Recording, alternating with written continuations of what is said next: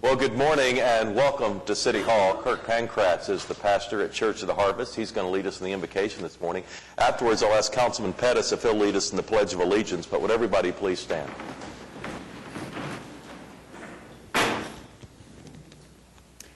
Let's pray. Father, today as our mayor and council members go about the business of our city, we pray your favor and your blessing upon each one of them. God, I pray that you bring wisdom, understanding, continue to enlarge the capacity of their hearts for the people of our city and our state. God, we pray that the very values and the beliefs that make Oklahoma City who we are shine through our leadership. We're so grateful for each and every one of them. We pray that our city will continue to be a shining light, not only across our state, but across our nation. And so we ask for your favor and your wisdom and your blessing. Oh, by the way, Lord, we also ask that you keep the Oklahoma City Thunder healthy and winning more games. In Jesus' name, amen. I pledge allegiance to the flag of the United States of America and to the republic for which it stands, one nation, under God, indivisible, with liberty and justice for all.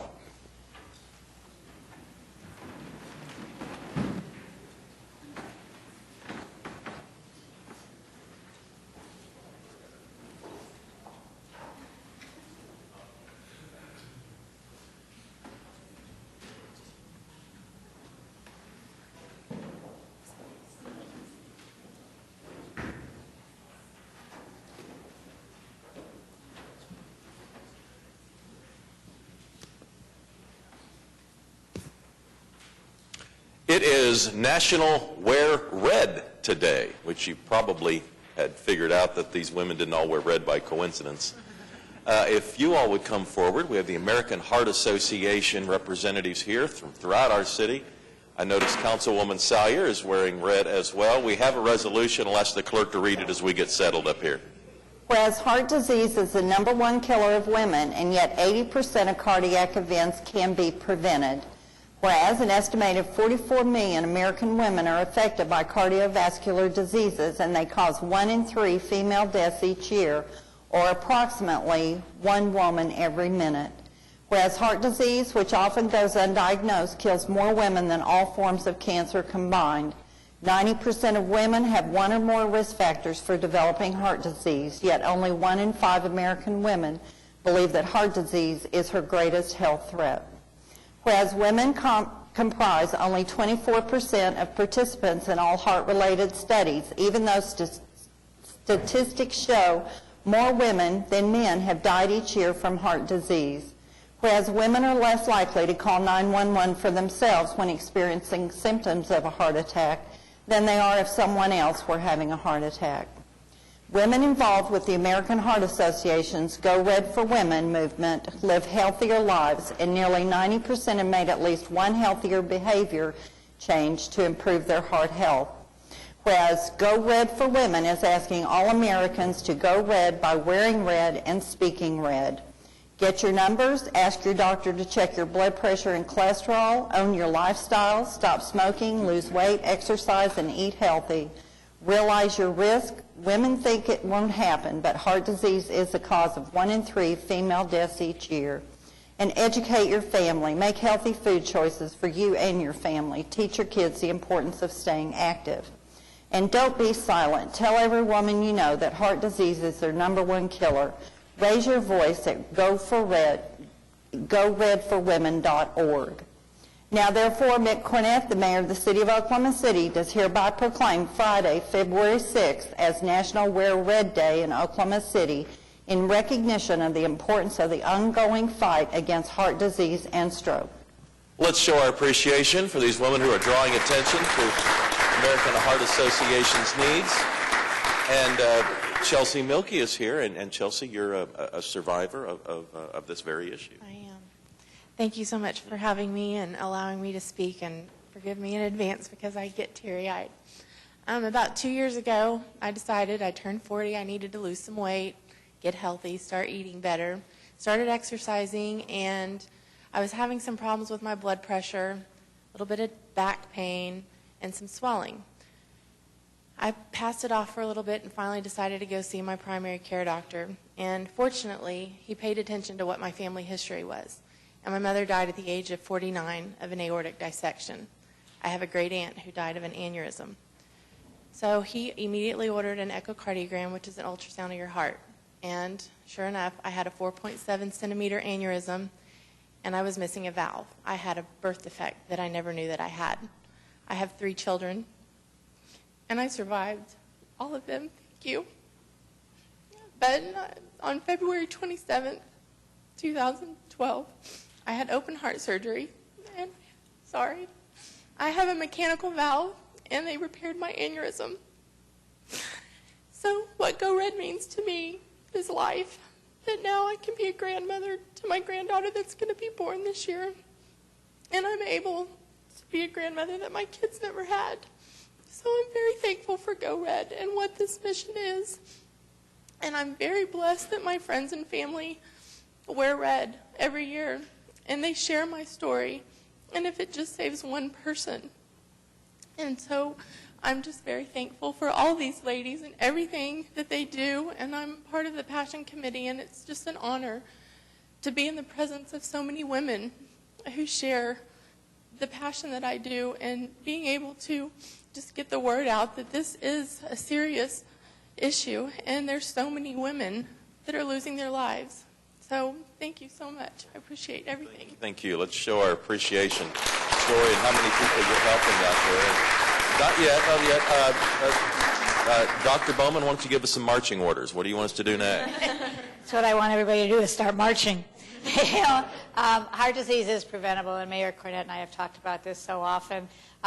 We just need to take care of the risk factors. You know, this is largely preventable for men and for women. Women always take care of everyone else and don't realize it's our risk.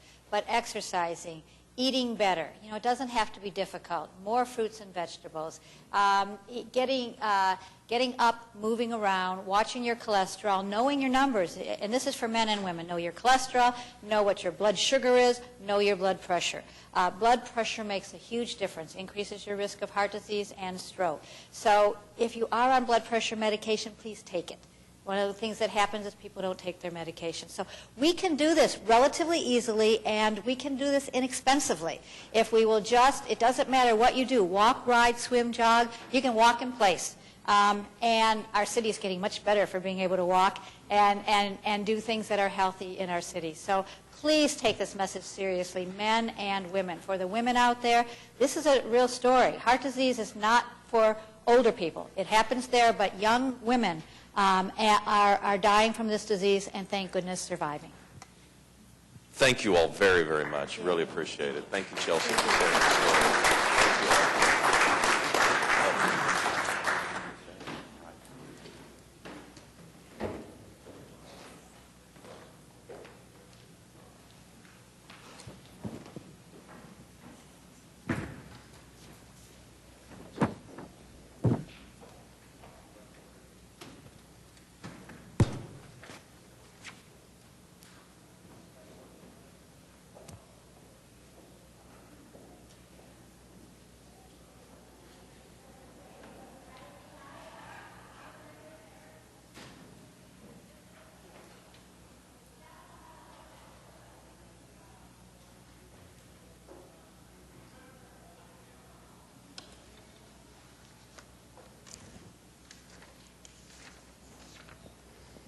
All right, we're on item 3A of the council agenda. First item is to approve my expenses for the U.S. Conference of Mayors. All right, cast your votes. It passes unanimously. Item B, C, and D are for the council and I to discuss potential salary changes for the manager, municipal counselor, and the auditor. Moving each of these items individually to executive session is probably in order.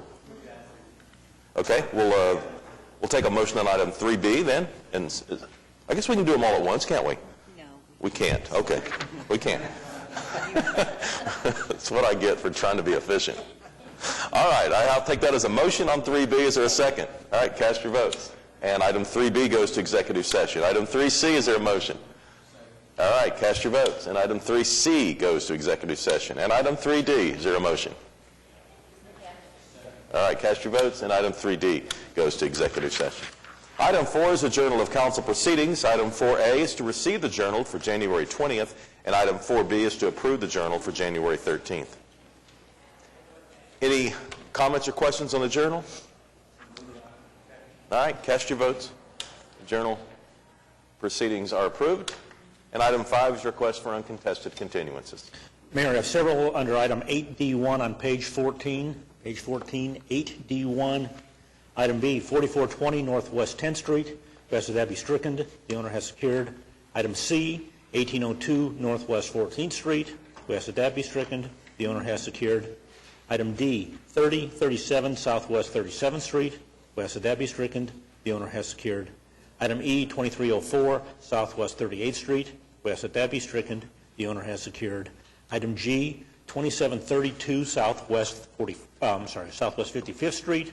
We ask that be stricken. The owner has secured. And finally, item H, 8524 Northwest 86th Street. We ask that be stricken. Again, the owner has secured. Are there any other requests for uncontested continuances? All right, recess the council meeting. Convene as the Oklahoma City Municipal Facilities Authority. There are 7 items. Okay, is there comments or questions here? Ready to vote the MFA? All right, cast your votes. MFA passes unanimously. We'll adjourn the OC MFA and convene as the Oklahoma City Public Property Authority. 4 items. All right, comments or questions on the PPA? I'd just like to make a comment on the PPA-A, which is a contract between the city and the central heating and cooling system downtown. And it goes into, it gives us some examples, or it gives us the basic information about how the contract will be amended periodically to reflect increases in cost. It's a little less explicit than I would like to have seen. I'd like to have seen the contract, perhaps, how that is going to be applied. We'd be happy to sit down with you on those provisions. We talked earlier specifically about the CPI adjustments. We'll be happy to get back to you on that. Okay, thank you. Thank you, Your Honor. All right, any other comments or questions on the PPA? All right, cast your votes. It passes unanimously. We'll adjourn the OCPPA, convene as the Oklahoma City Environmental Assistance Trust. 2 items. Move the items. All right, comments or questions here? All right, cast your votes on the EAT. It passes unanimously. We'll adjourn the OCEAT and reconvene the council meeting with the consent docket. All right, are there any individual considerations? I'd like to mention item F, please. F as in Frank? Yes. Okay. And Mayor, I think just collectively, I'd like to mention item U through AC. U? U through AC. Just a general comment. Okay. I would like to vote on U separately. Item U separately, okay.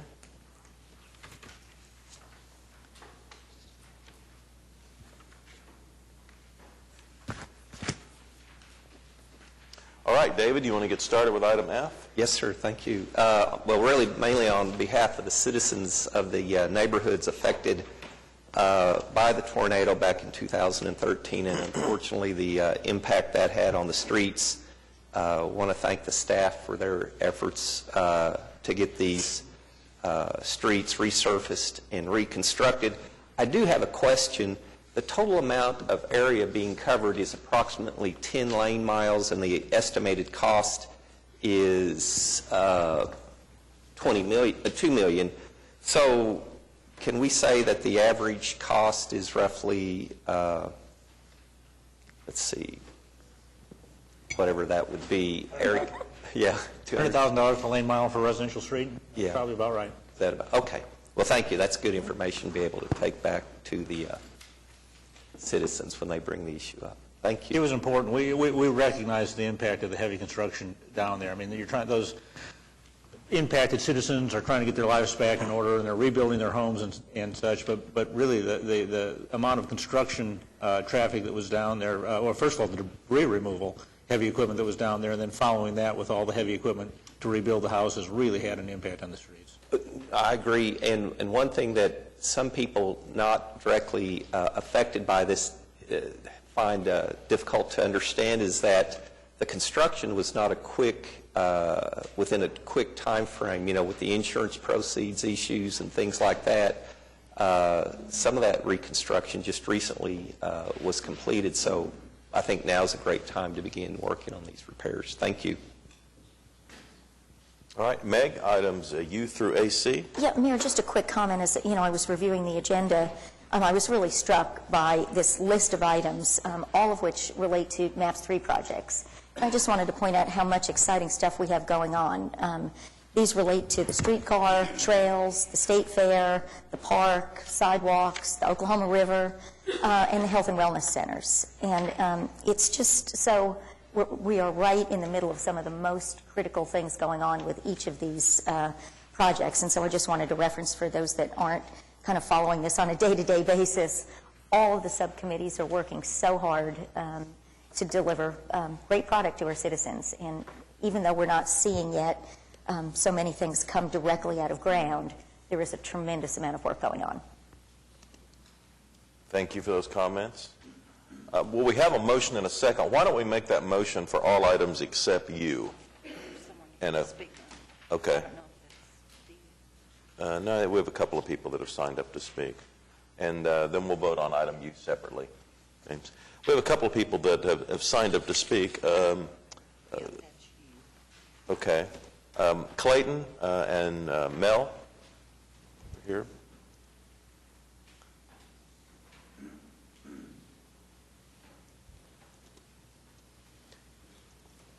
Good morning. Good morning. We will need your name and address for the record. Sure. My name is Clayton Ketter. I can be reached at 101 North Robinson, Oklahoma City, Oklahoma 73102. Okay.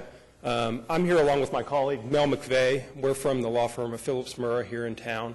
And we represent Brookville Equipment Corporation, who was one of the bidders on the streetcar project. Currently, the city staff ranked the various proposals. Innicon was, of course, ranked first. Brookville has the second and third ranked proposals to provide the actual streetcar vehicle. We have some questions remaining about the process and the choices that are being made. I want to bring those to your attention before the vote is made, and not just on behalf of Brookville, but as citizens of Oklahoma City. We work downtown here and plan on using the streetcar and want to make sure that the process goes through and we make a good decision here, especially given the amount of contract that's at issue, which is in excess of $20 million. The first is question as far as the actual design of the streetcar. The request for proposals required that the motor be mounted in a resilient fashion, which means that it's mounted in such a way that there's a buffer around the actual motor that protects the motor from vibrations. There are two different ways you can do this. You can either use the suspension and mount the motor in a rigid fashion. Brookville presented two proposals that were in that fashion, which they called the rigid mounted fashion. It's our understanding from city staff that that is not compliant with the request for a proposal. The other way uses an actual buffer around the motor itself, sort of a second layer of protection in addition to the car's suspension. So you get protection from the vibration of the suspension as well as the way the motor is actually mounted to the vehicle. Again, we presented two proposals that way, which are currently ranked the second and third. Innicon's was not specific on whether they were resiliently mounted or rigidly mounted. It's our contention that that question should be answered before the process goes forward, and we'd be certain on what we're getting, because again, two of Brookville's proposals were not ranked as being non-compliant. There are indications that what Innicon is proposing is the rigid mounted, because their proposal states that they're going to use the same motor and gearbox that are in use in Portland and Seattle in their streetcars. We know for a fact that those are rigidly mounted setups, again, which city staff has deemed to be non-compliant here. So given the amount at issue, we just want to make sure that those questions are fully answered, vetted, before we go forward. The second thing is we think it's important to know who we're buying from here. Now, Inocon's proposal reveals that they are a Czech company based in the Czech Republic. It doesn't disclose, though, that they're in the final stages of being purchased by the Chinese. And when I say Chinese, I mean the Chinese government. They're currently buying a controlling stake in Inocon. So very soon, Inocon is going to be a Chinese company owned by the Chinese government. And that raises a number of questions as far as what we're getting. Are we going to get, a car built in Europe, or are we going to get a car built in China? Inocon already has a plant in China, and also down the road, we're going to live with these cars for a long time. It's important to know where our parts are coming from, where our service is coming from. Are those parts that we order in the future going to be Chinese parts we're getting? Is service, when we call for help, are we going to call and have to speak to someone in China? These are important considerations to have, let alone that tax dollars, rather than staying here in America, are now going to go overseas into the pocket of the Chinese government. There's also the question of Buy America. Now, I know that wasn't a requirement at this current stage, but Oklahoma City's growing. I imagine the streetcar will eventually expand. There may be federal funds available at that time, and there's questions of whether we're dealing with a Chinese company and have Chinese cars or European cars, whether we'll be able to qualify for those federal funds down the road. Those questions aren't really at stake, though, with Brookville, which again has a second and third. Brookville's based in Brookville, Pennsylvania. They've been in business in America for over 90 years, has supplied over 60 streetcars here in North America. Everything is designed, manufactured, tested here in America. It supplies American manufacturing jobs, which I think we can all agree is important. And so given that other option that's out there, we think it's important that these questions be raised to you and addressed before this process is completed. All right. Thanks for coming down. Thank you. Mike, David, either one of you want to come up and address the concerns that he presented to us? We can, Mayor. We went through a process, and we're still going through the process, and this isn't finally deciding that. If you want some more information on some of the technical aspects that were brought up here, Rob Edgecombe from Jacobs Engineering is here, who can describe some of these, but we're confident that the process that we're going through is the process, and as we complete that and talk with Inocon, we will flesh out these things that were brought up today. Let's be clear, what we're doing today is an authorization to negotiate. We're not actually purchasing the cars. And so if we get through the process, it could fall out. We don't know that at this point in time. But they were, through the process, a large group of folks. They were clearly the number one selected entity, and we believe that we can work through these issues. But if we can't, then we'll go back to second, third. Okay. I know Mark Gibbs is here also from the subcommittee. Mark, you want to come up? Go ahead, David, and finish while Mark's Can I ask David a quick question? Okay. On the Buy America requirements, what percentage has to be, if we were seeking federal funds in the future for an expansion, how does that work? What percentage has to be American? I'm really not well versed on that, since we are doing just a local funded thing, but Rob could speak to that if that's all right. Rob? Okay. This is Rob Edgecombe. He's with Jacobs Engineering. Good morning, everybody. Good morning. The percentage on FTA has been changing recently. I think it went from a 50 to a 60%. I may not be exactly accurate on that. What it breaks down to is some key elements of the vehicle. So, for example, things like the assembly of the body shell, and there are certain elements that have to be in there to get a total percentage. But there are different rules depending on which part of the Department of Transportation you work with. So there would be a requirement of, I think it's 60%, would have to be domestic content for a Buy America compliance. We didn't require Buy America compliance because this isn't a federally funded program. In the RFP process, we did ask people what their Buy America compliance was, and we also had proposals from various people where they explained what they could do to increase their Buy America content if required. So a couple of the manufacturers proposed domestic production locations that they could use if required.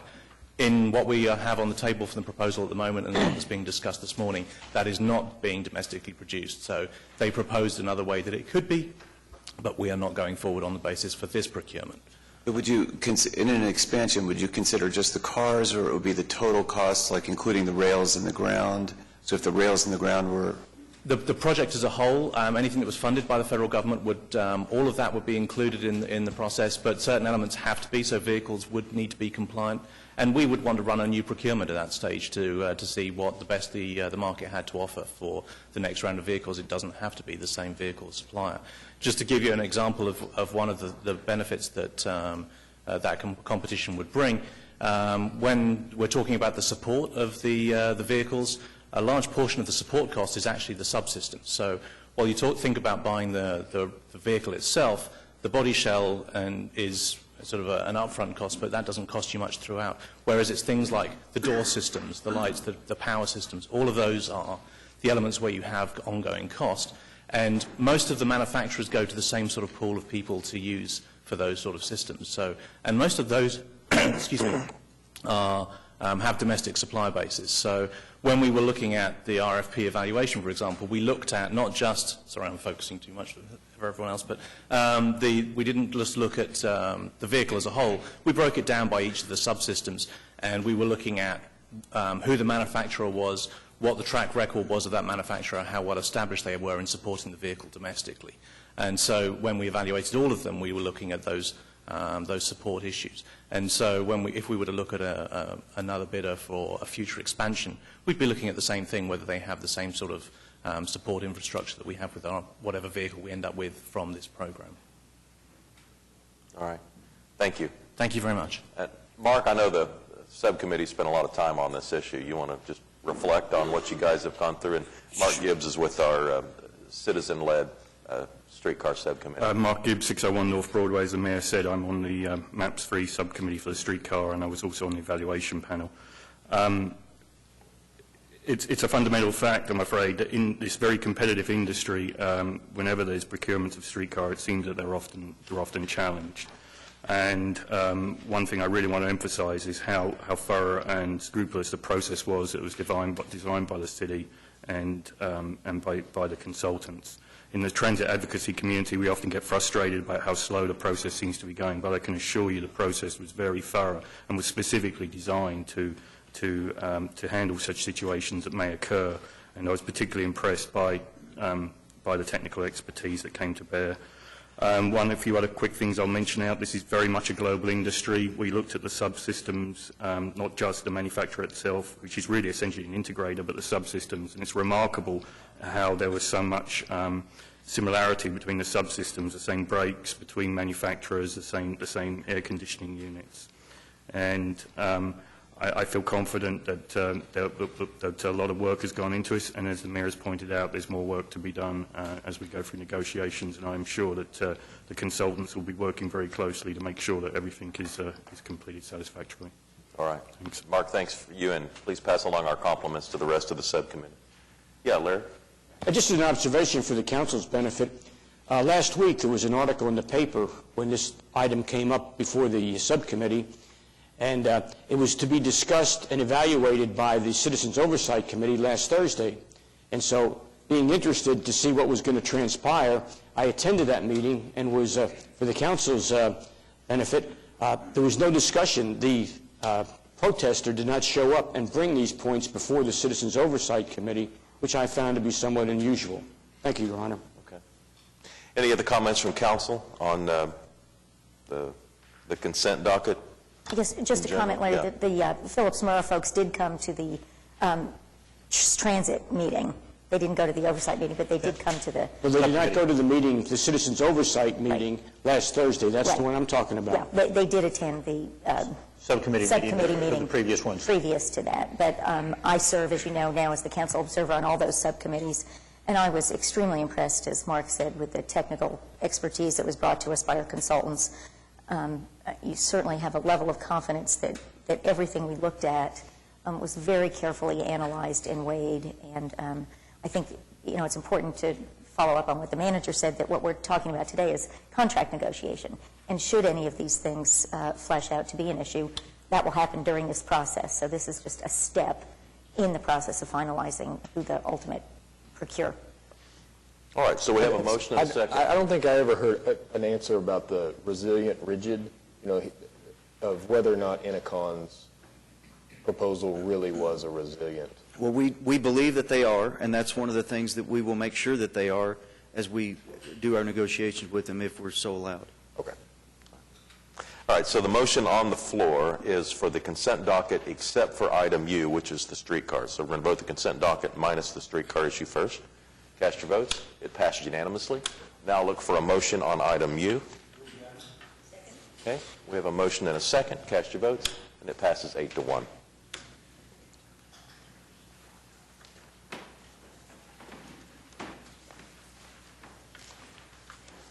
All right, now we're on to the concurrence docket. Any comments or questions here? All right, we have a motion and a second on the concurrence docket. Any comments or questions on any item listed on the concurrence docket?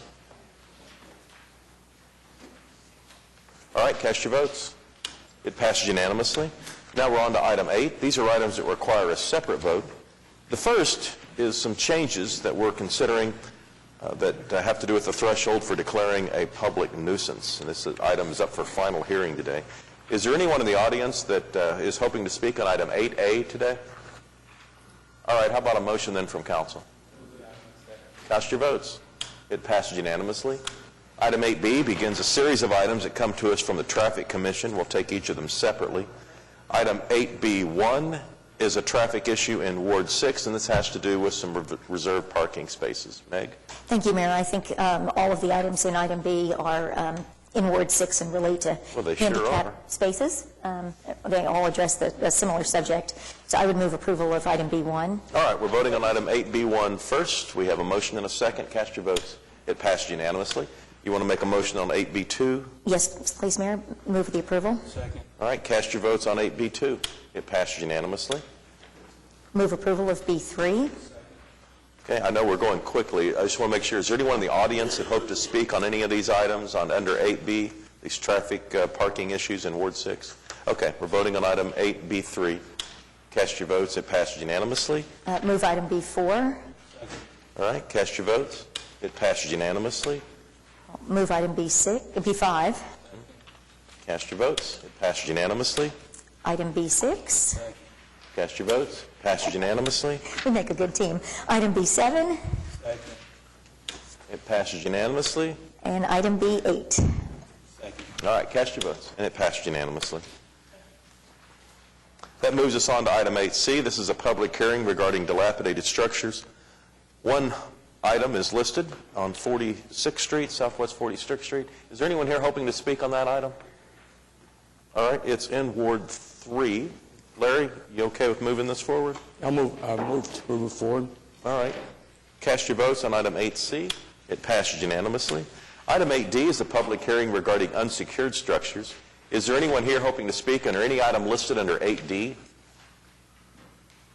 All right, how about a motion? Cast your votes. It passes unanimously. Item 8E is a couple of revocable right-of-way permits. The first is from the Redbud Foundation to hold the Redbud Classic. And Patty Anthony is here. Mayor, while Patty's coming forward, just a quick question maybe to the clerk. We had moved these forward in the past to the beginning of the agenda, and I think this is the second time that these were left in the back again. Right. The instruction from Councilman White was through the end of the year until we're back to every meeting every week, and then they will go back to where they were. But it's up to you. I think I'd request that we That was our instruction. make them or put in a request on next week that we move these forward permanently. Well, we'll consider that a new policy, and if he had any comments on whether or not it's a good Is that idea or a okay, bad Pete? idea, if you'll pass them on to Francis. I didn't recall that it ended at the end of the year. It seems to me it's a good policy. I think it's been an excellent change in our agenda prep, so thank you. All right. Patty? We'll need your name and address for the record. Patty Anthony, 1708 Bedford Drive, Oklahoma City. All right. And tell us about the Redbud Classic that you're putting on this year. Yeah, we're very excited. This is our 33rd event. Can't believe it's been going on that long. It's a two-day event, April 11th and 12th. On Saturday, we have cycling tours, a 10, 33, and 50-mile cycling tour. And on Sunday, we have 5K, 10K, a 2-mile walk, and on Saturday also we have a kids 1-mile fun run. Anyway, we're very excited to be benefiting the Boys and Girls Club this year. As I said, we've been going on for 33 years. We've given over $500,000 back to the nonprofit community, and we're proud that we're one of the few running events that keeps all the money in Oklahoma City. Anyway, we're requesting permission for the revocable for Sunday and Saturday, April 11th and 12th. All right, and it's in Ward 2 and Ward 7. You guys okay with this? All right, we have a motion then and a second. Cast your votes. Passed unanimously. Good luck. Thank you. And we also have a request called the Adrenaline Run from the University of Oklahoma College of Pharmacy Alumni Association, and Lee Munoz is here. Come forward, please. And we will need your name and address for the record. Lee Munoz, 629 Northwest 143rd Street in Edmond. We're doing our 3rd annual Adrenaline Run. Do it there on the campus of the Health Science Center with the OU campus police. Help us with security, and they helped us come up with a new course map so that we stay off of all the essential places. We do it to benefit the college, help the students, and expand research and such. And we're requesting a permit to do so. All right, the race is in Ward 7. John, you okay with this? All right, we have a motion and a second. Cast your votes. It passed unanimously. Good luck. Thank you. Thanks, Lee. All right, item 8F is a resolution that would authorize some of the beginning steps for TIF 11. This is around the Court Ashore area. Any comments or questions here from council? All right, Kathy? We have a brief presentation that actually covers both items F, A, and G, and Okay. I apologize. The order of our presentation is we're going to start talking with the South Central Business District TIF and then talk about the Court Ashore one. So didn't know the order of the agenda when we put our presentation together. Just a reminder that this is the first step in the process to evaluate whether or not these TIF districts are an appropriate idea and an appropriate policy decision for the council to make. The way that we start the process is by appointing a TIF review committee, and the council will see that item later once we get the designations from the various taxing jurisdictions. It's just a reminder, go to the next slide. Tax increment financing is a local redevelopment technique that municipalities may use to fund specific public and private improvements. I think you guys are pretty familiar with the process since we just went through it on the Northeast Renaissance TIF district. Tax increment financing allows a community to capture the increase in property values from an area to help redevelopment in that area. It's authorized under the Local Development Act and the Oklahoma State Constitution. The term of a TIF can be for up to 25 years, and the taxing jurisdictions are very much a part of the process. As a reminder, the TIF Review Committee is made up of representatives from each of the taxing jurisdictions. So this is each of the entities that receive a portion of the ad valorem taxes that are collected in Oklahoma City and in the specific area. There's also a representative from the City Council who serves as the chair of the committee, and a representative from the Planning Commission. There are also 3 at-large members appointed to each TIF Review Committee, and those are picked from a list of 7 names that are provided by the chairman of the committee. The first TIF district that we wanted to talk about this morning is the South Central Business District TIF. It is generally located, and some of these maps are not finalized. We just thought we would present to you kind of the general vision of what we see as we move forward with these TIF districts. But generally, it's bounded by Gaylord, Western, Main Street, and the new Oklahoma City Boulevard. This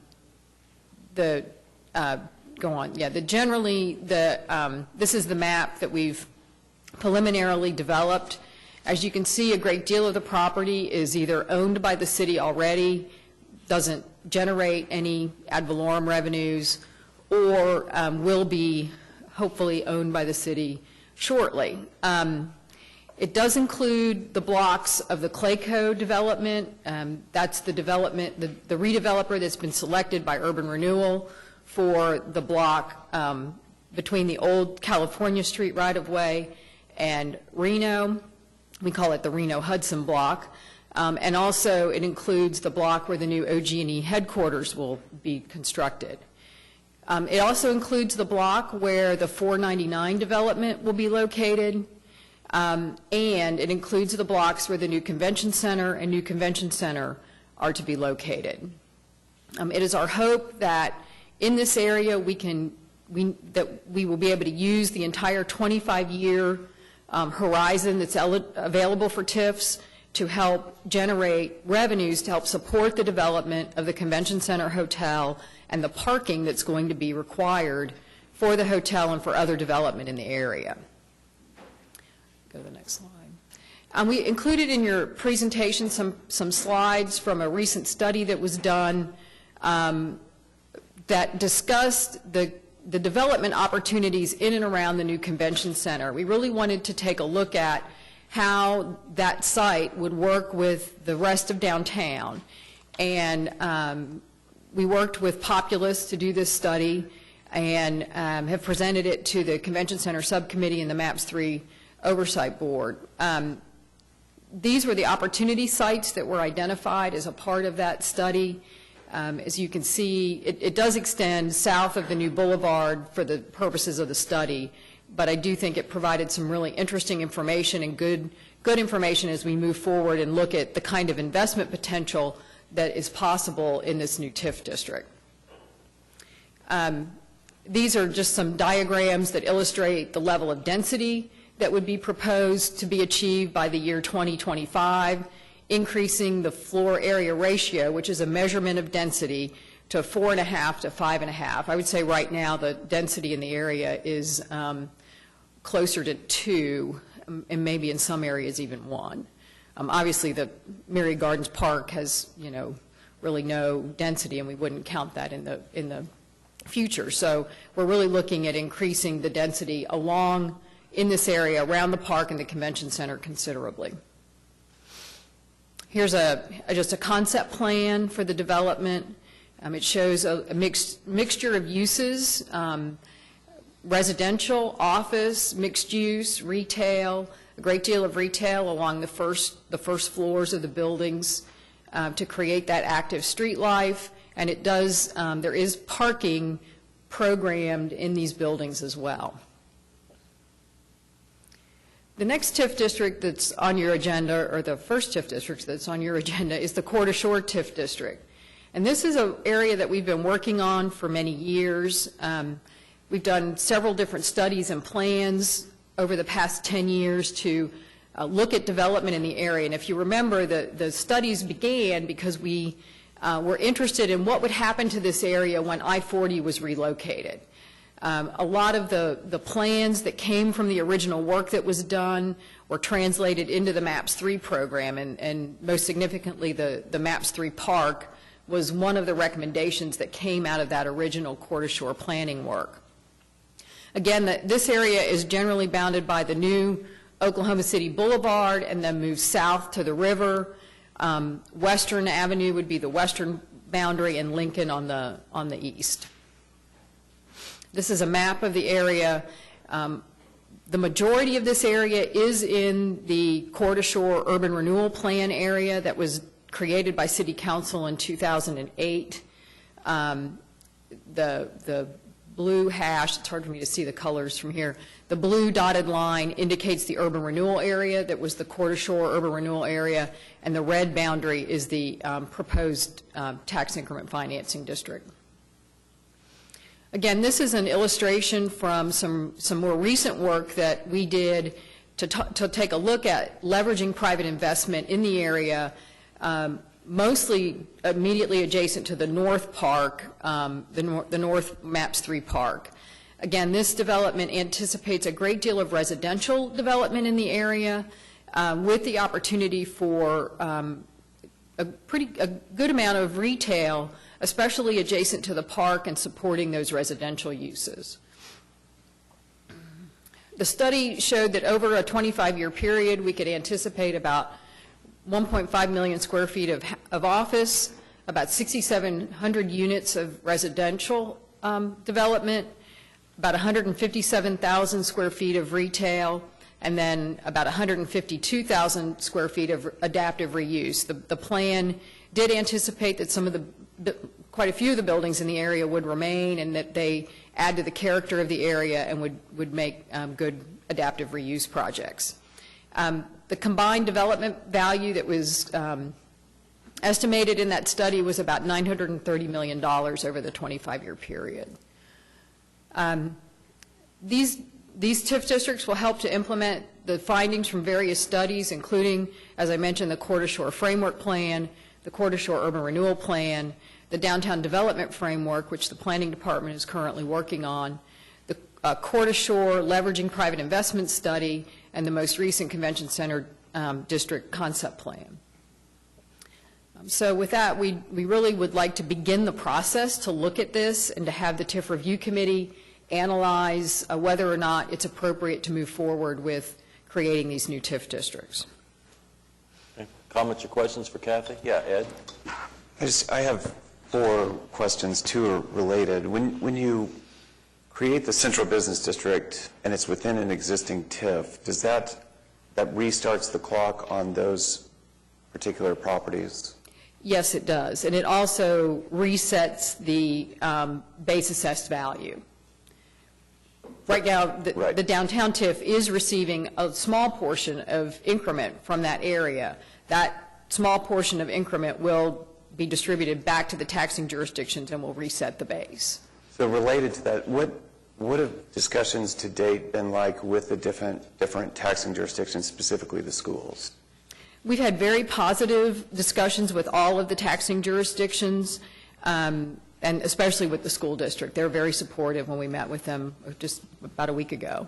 And they're okay with the restarting the clock concept? Yes, they are. And they, you know, what we've talked about, and none of this has been finalized, but that we would establish a method for sharing the increment similarly to what we do in the downtown TIF district now. So they receive a portion of the new increment in the downtown TIF district.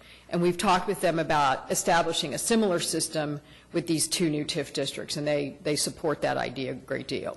The geographic boundary of the CBD, is that an enterprise zone, urban renewal authority area?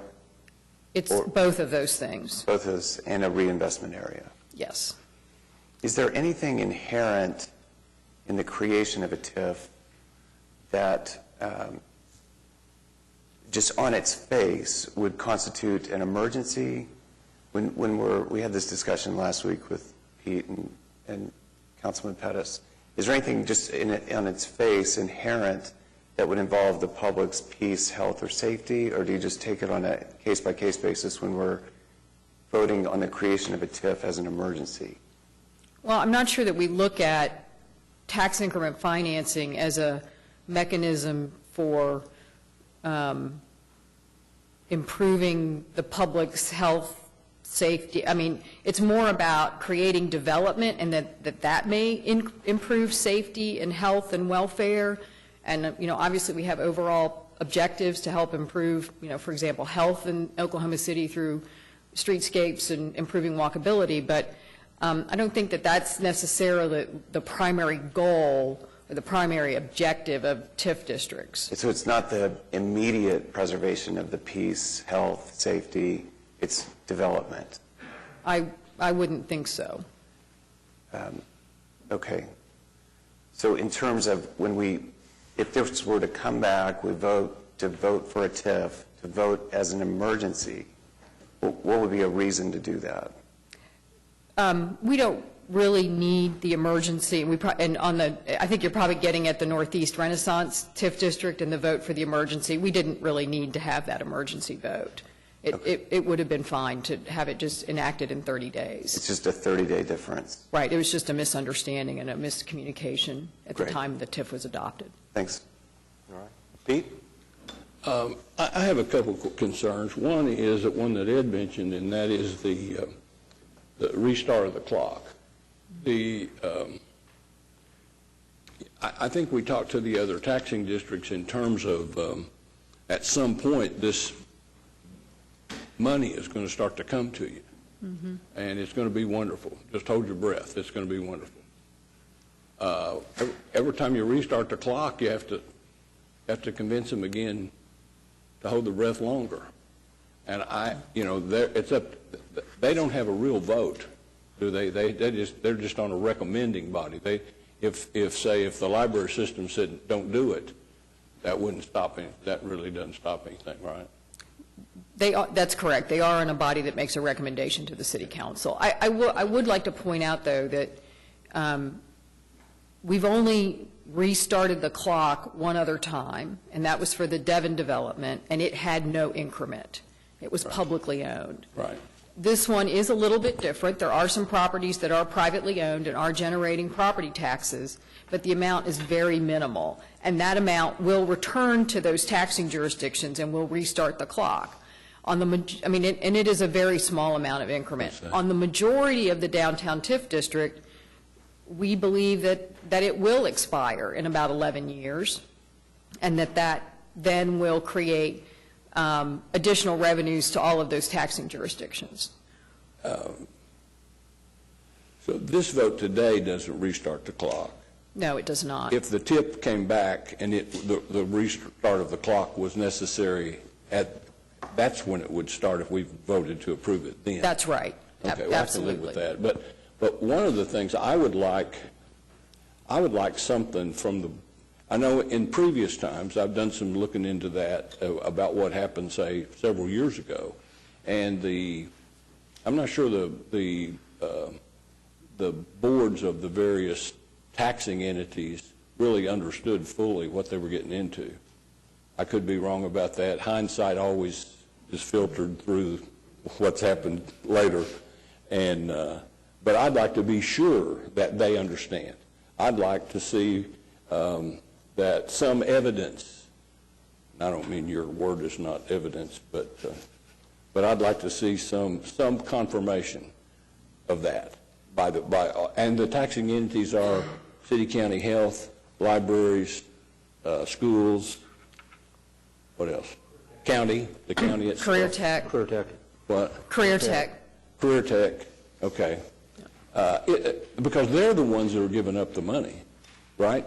We don't give up any money in the deal because we don't have ad valorem, we don't share the ad valorem tax, and the portion of ad valorem tax we get is not on a shared basis, it's on a judgment basis. Which is why typically when we've created new TIF districts, we've had the ability built into the TIF to share the increment with the other taxing jurisdictions, or we've budgeted money for projects for them. I understand. I just would like to be sure that there is a transparent, everybody at all those entities, all those people that sit on those boards, like I said on this one, have an understanding, or at least we've made available the information so they'd have an understanding of it. We've done that. I've talked to too many of them that really don't understand, and maybe everyone I've talked to could possibly be their own fault. I mean, I'm not saying that we didn't offer the information or the TIF people didn't offer the information, but there really is a lack of understanding at the level like the one that we sit on about what you can do with the money, where it comes from.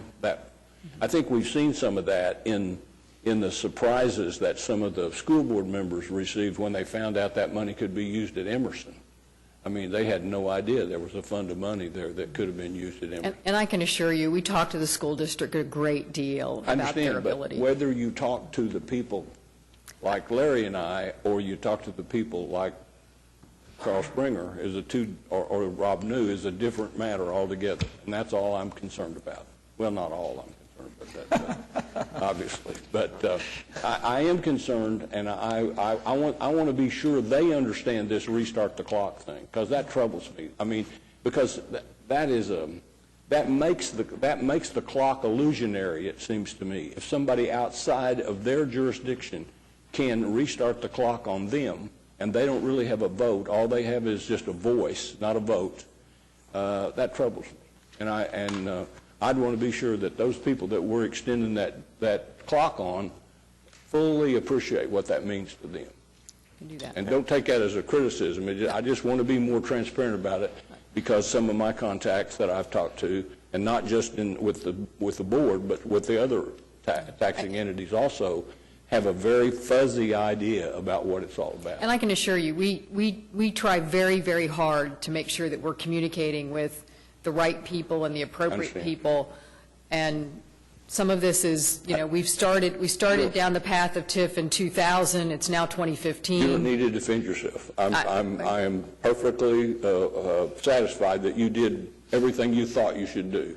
I'm just looking at it from the bottom up with this gift that I have of 20/20 hindsight that says that maybe a better job could have been done of it if we started at the bottom and went up rather than start at the top and hope that that information filters down. If I can make one point of clarification, and I understand everything you said, but Kathy made a point that I think we need to follow up on, is the fact that most of TIF 2 is the big downtown TIF. Most of that is in its 15th year of existence, and will sunset when it was supposed to. We're talking 3 exceptions to it. The only exception to date is the Devon Tower, which had no increment on that site during that time, and now these 2, which have very little increment on the site. But all of the renaissance of downtown, the things in Bricktown and Deep Deuce and up along Midtown and such, all of that will be on the TIF 2, which will expire on its regular time frame. Right. Jim, if I could add one other point. James was wanting to talk over there. He's very patient. All I wanted to say was I'm a skeptic on needing another TIF for this to be developed. And so what I really hope that the committee is able to do is to convince me that it's needed, that this area is not going to develop without it. I know we do the but-for test all the time with TIFs, but even to create a TIF, I would like for a but-for test. So, yeah, that was the only thing I wanted to say. And Meg, just a quick point of clarification as well. The clock does reset, but also the base resets. And so the increment that exists in the current TIF is absorbed into the existing tax base. So the increment that will be distributed is that over and above what's generated in the new TIF. So I think those are 2 companion pieces that need to go together. It's not just a clock reset, it's a base reset. That would be a more significant point, it seems to me, if that money we're talking about redistributing was a substantial amount of money. And it isn't substantial in the grand scheme of things. Okay. Pat, did you want to say something? But I understand it. I have a question of Kathy that doesn't relate to TIF. Kathy, I'm sorry, guys, but there has been some discussion of an innovation district being established. Does this resolution have any impact on that at all?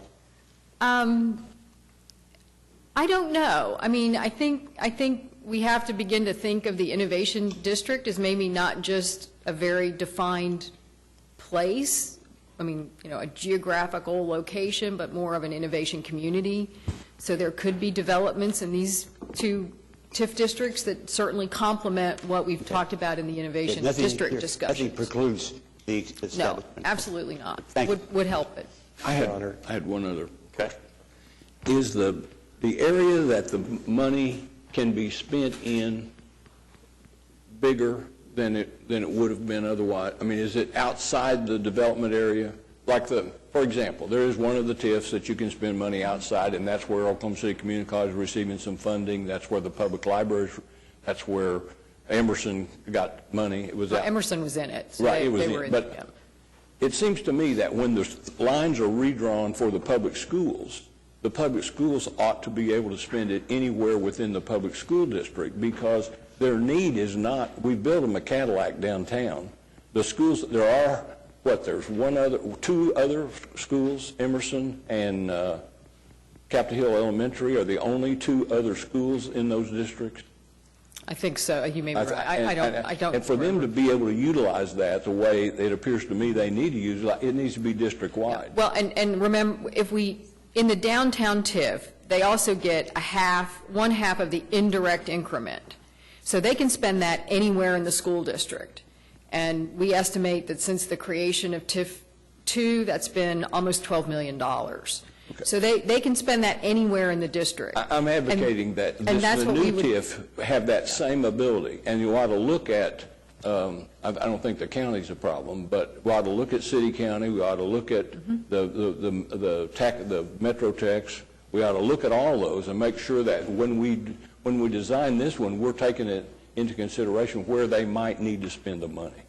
That's a little different than what it's been in the past. There's two parts of it. There's a direct and indirect, but you're making a very good point. I understand that, but I just want to be sure that when we do it again, we don't restrict the money to be spent in a certain location for entities that really sorely need to spend it someplace else. Good point. It is not. Okay. Your Honor. David? Kathy, this is a traditional TIF which would only impact real estate taxes. Is that true? Yes, it's ad valorem only. Yeah, and so if you wanted to enhance that with a sales tax TIF, you'd have to go through a second process at some later point to Yes, create. and we'll consider whether or not it makes sense to include a sales tax increment district along with these two as we go through the process of creating them. We just really haven't done all the work on that yet. The sales tax piece is taken on a case-by-case basis, like we did in Northeast Renaissance. So it doesn't capture like all of the sales tax revenues in the area. It's just that's not possible or administratively possible. So we take those on a case-by-case basis. I see. Okay. Thank you. All right. But the TIF would give the authority to use sales tax on a case-by-case basis. Possibly. We haven't decided any of that yet, but that's a possibility. We did that with the Devon TIF. Yes, we did it with the Devon TIF on construction sales tax generated by the construction only, and we've done it with Dell, and we've done it with the Skirvin, and we have it in the new Northeast Renaissance TIF district. And what that does is allows us access to state sales tax dollars too. So when you do that opens up some other doors. Yeah, it's the only way we can get the state's assistance on some of these development projects is by creating the sales tax TIF district. But we all want to be friends of the general fund, so That's right. We have to be careful as we go forward. He has to remind me of that sometimes. I do remind you of that sometimes. All right, ready to move item 8F along. Kathy, do you have anything else in your presentation? No, thank you. No. All right, let's vote on item 8F.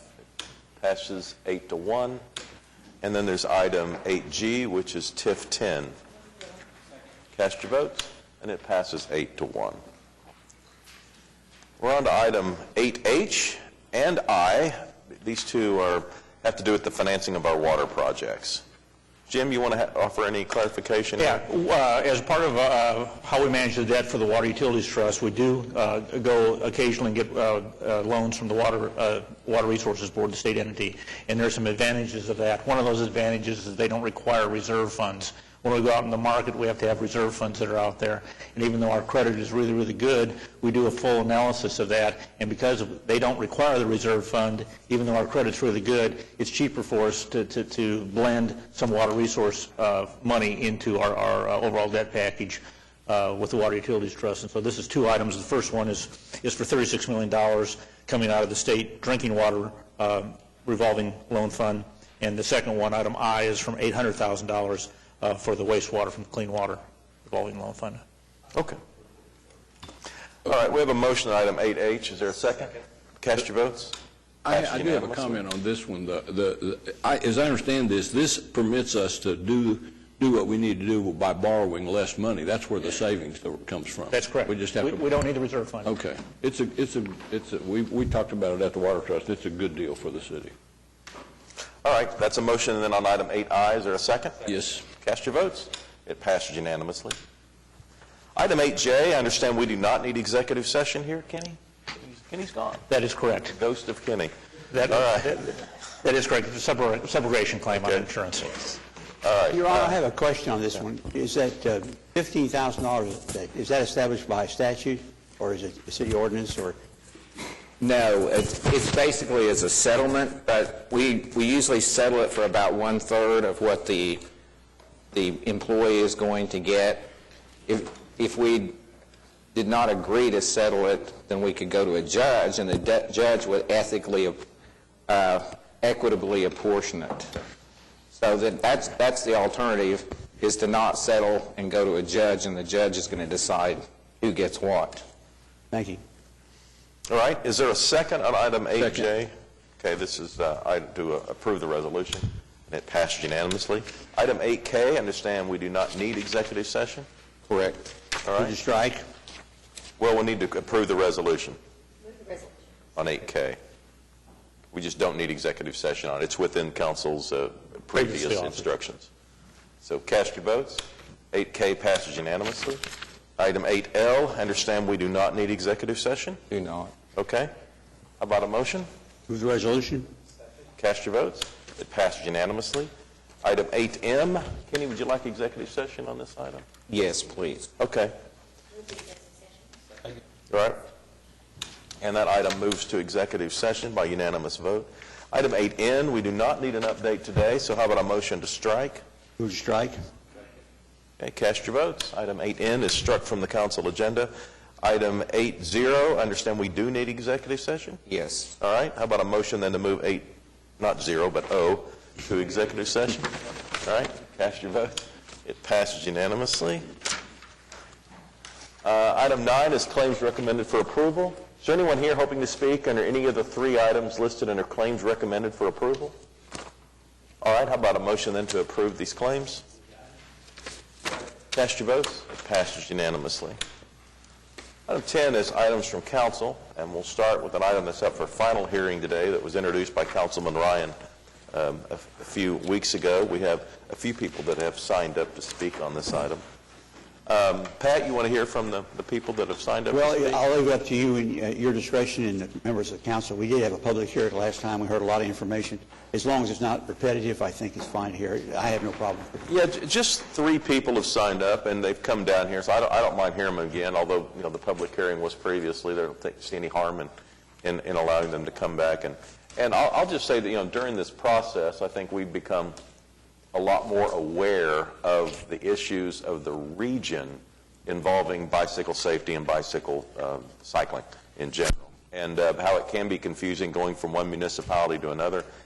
A lot of other laws that we deal with in everyday life are affected in that same way because we have so many municipalities that are embedded inside our city limits and throughout the region.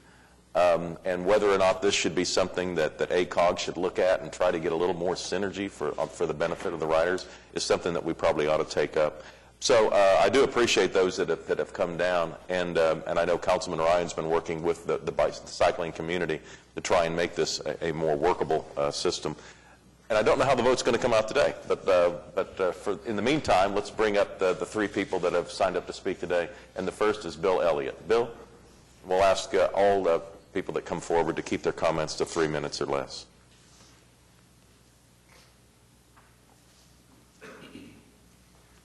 Bill Elliott, 4418 Northwest 60th Street. I'm a board member of the Oklahoma Bicycle Society. We're going to talk about the specific ordinances, and Ordinance D has to do with riding a bike between 2 lines of cars that be stopped at a light. And in my experience, that happens very infrequently. Perhaps you have seen it sometimes, but I think the bottom line is, based on the frequency, is this new ordinance really needed? Section E has to do with riding a bike passing a car closer than 3 feet. Well, typically, it's the car, based on the power and the speed, that's passing the bicycle. So again, fairly infrequent. There could be some situations where it gets complicated if a bicycle happens to be passing a car and the car slows down, opens their door, bike gets hit. Who's at fault? It gets complicated in those types of situations. So we want to be careful and make sure that these ordinances truly are making streets safer for bicyclists. I'd like to see an advisory committee of some type be able to explore all the various possibilities of how to make the streets safer for bicyclists and bring those things to the city council. For instance, wearing a helmet. That's one of the best ways to keep from getting killed on the city streets when riding your bikes. And if we could get a bicycle ordinance that says all bicycle riders need to wear a helmet, I think we'd go a long ways towards making the streets safer. This morning, on my way in, I rode my bike in. I know another rider I was talking to this morning also rode her bike in to the council meeting, and both of us had close encounters with cars. The one lady was visibly shaken when she came in, and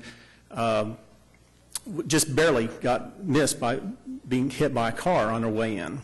No fault of her own. Car was certainly at fault. In my situation, I was coming down Walker at Northwest 5th.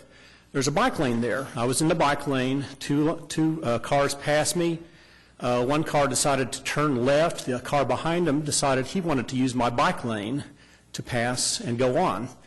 Well, in both cases, both of us had attended the Traffic Skills 101 class and learned how to ride effectively in traffic.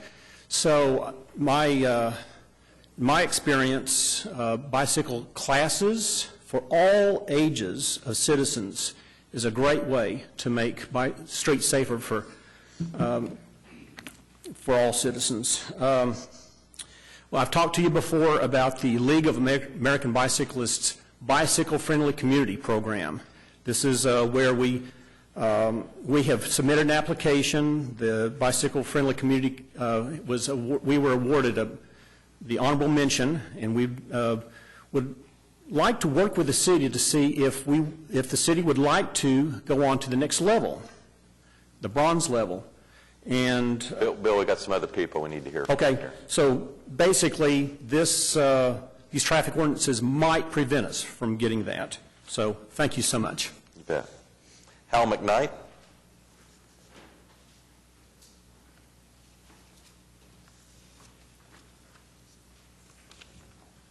Good morning. My name is Hal McKnight, 7200 ML King. I have the honor to be serving on the Oklahoma City Trail Advisory Committee along with Councilman McAtee and Councilman Greenwell. We meet quarterly, and we certainly invite citizens to come and be part of that meeting and to be heard. We certainly hold safety and health and wellness as a strong statement of our trails, and our trails are growing in Oklahoma City, as our sidewalks are. The MAPS 3 project, which is the West River Trail, will connect Lake Overholser with the river, and it's going to be a beautiful trail. It's going to go through a lot of wooded area. It's going to have a very rural element to it as well, and I think it'll be like Lake Hefner trails. I think it'll be extremely popular. Our committee has also been working with Cardinal and with ACOM, two consulting firms, to develop a study for wayfinding, for signage, trail etiquette, safety. Our trails don't have a good signage program across our city right now, and this will allow that, and we believe that there will be funding for the West River Trail to have this type of signage that will be put on there. So our committee has been working on projects for a long time, and we're excited to see what is going on. We're certainly want to act in any way possible that benefits our citizens and to work with other city municipalities for communication on the different ordinances, and we can certainly take on any of these projects where we can assist. We'd be very glad to do that.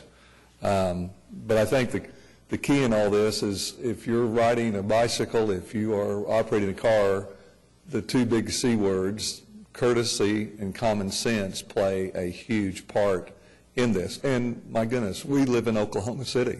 We're not in New York City. We're friendly folk. We need to all work together for a common good. And I think it's wonderful that we have this great weather that we can all get outside in and enjoy our trail system. But our committee is open to helping in any way we can for communicating and working with the other municipalities. All right. Hal, thank you. Thank you. William Drake.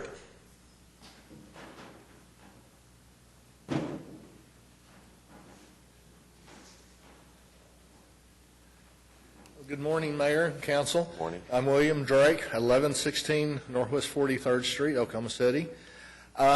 I have to concur about the safety and courtesy issues. The biggest thing I believe we need, instead of more ordinances that can confuse the issue, is more education about how to cycle and how to drive around cyclists. As I rode in today, I could not even get cyclists to give me this, the 3-foot rule. I had a red SUV pass me that his mirror just missed my ear. And that's scary in itself. And it's because when people just don't know to give us the courtesy. Sometimes they get upset with us, as the other council member mentioned last week. And sometimes we do tend to take our lane, because when we do take the lane, it makes the driver go around instead of just trying to squeak by, which scares us.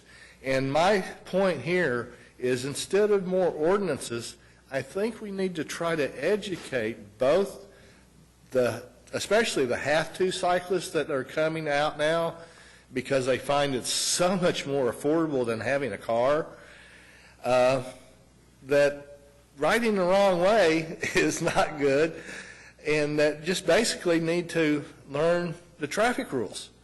And so my basic point is we need to kind of focus more on education of the existing rules than to try to make more rules that are confusing.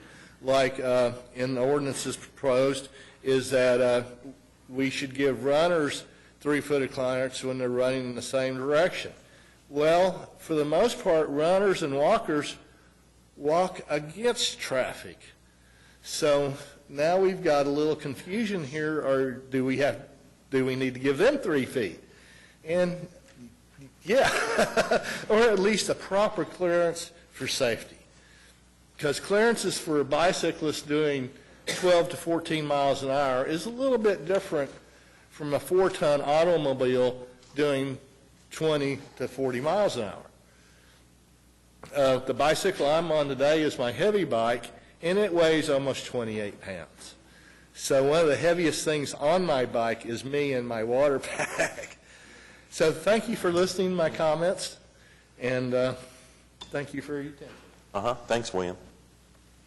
Is that all the people that have signed up to speak? Okay. Comments from council? Yeah, Pete? My personal comments from last week elicited some responses, as you might imagine, but most of them were very, very informative and very, very understanding of what I was trying to say, and I appreciate it. It moved me from where I was to the point where I believe that we should not enact these ordinances today, because I think they may end up being more confusing than we have now, as the gentleman said. And I think we ought to, but I do think we ought to initiate an advisory committee of some kind to look into this with ACOG now, with some kind of a reporting back to us time, 90 days to get back to us or something.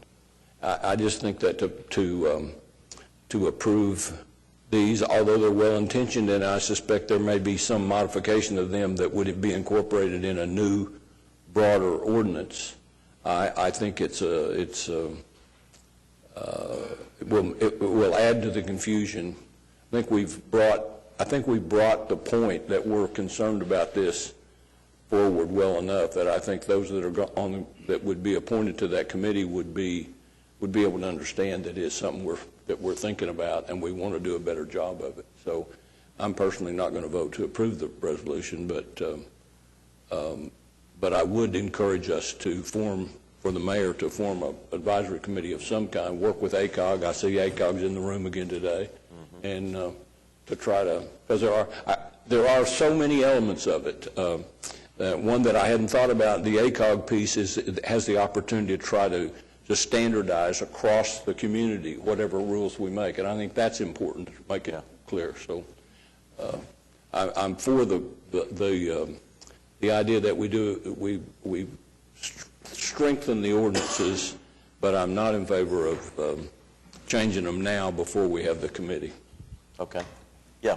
Mayor, if I could just really echo Pete's comments and some of the same along the same vein, I'm not a bicyclist, and every time I hear that expression, it's just like riding a bike. I never was a good bike rider, so I don't think that applies. But I've learned a lot in the last couple of weeks as we've gone through this conversation, and I was particularly unaware of the different ordinances as they cross municipalities.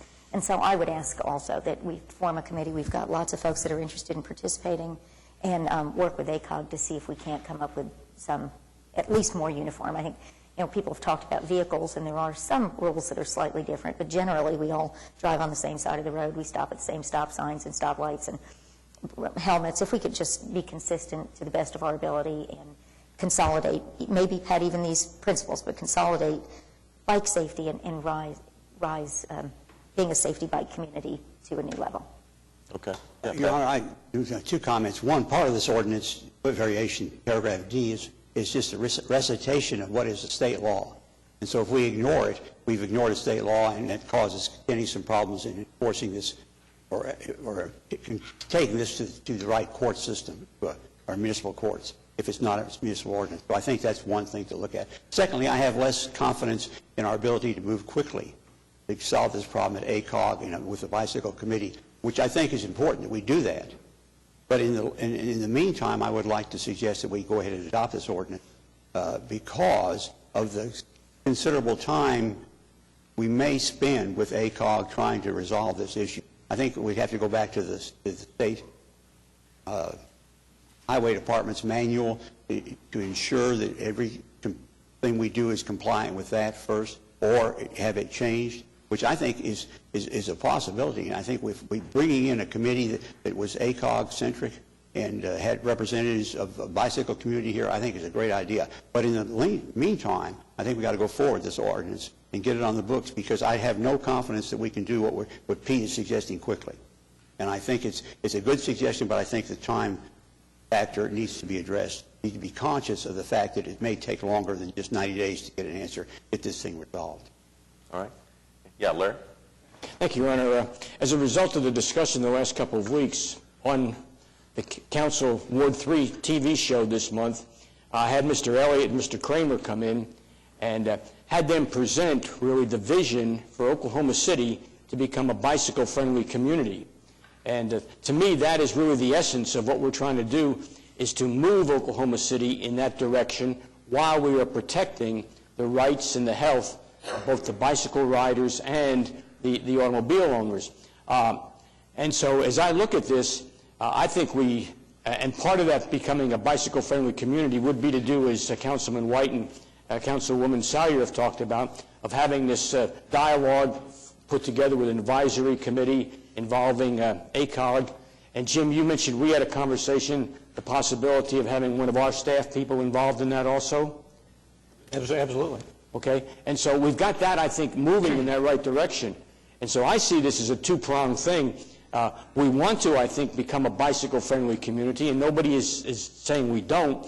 And at the same time, these ordinances, I don't think really, they don't solve the problem, but they don't exasperate the problem. And so I can see us moving forward with a bicycle-friendly community and approving these two ordinance changes at the same time. Thank you, Your Honor. All right. Any other comments or questions from council before we vote? David? Your Honor, I appreciate Pat's effort on this, and I agree with these ordinances. However, I have just the opposite perspective as what's recently been suggested.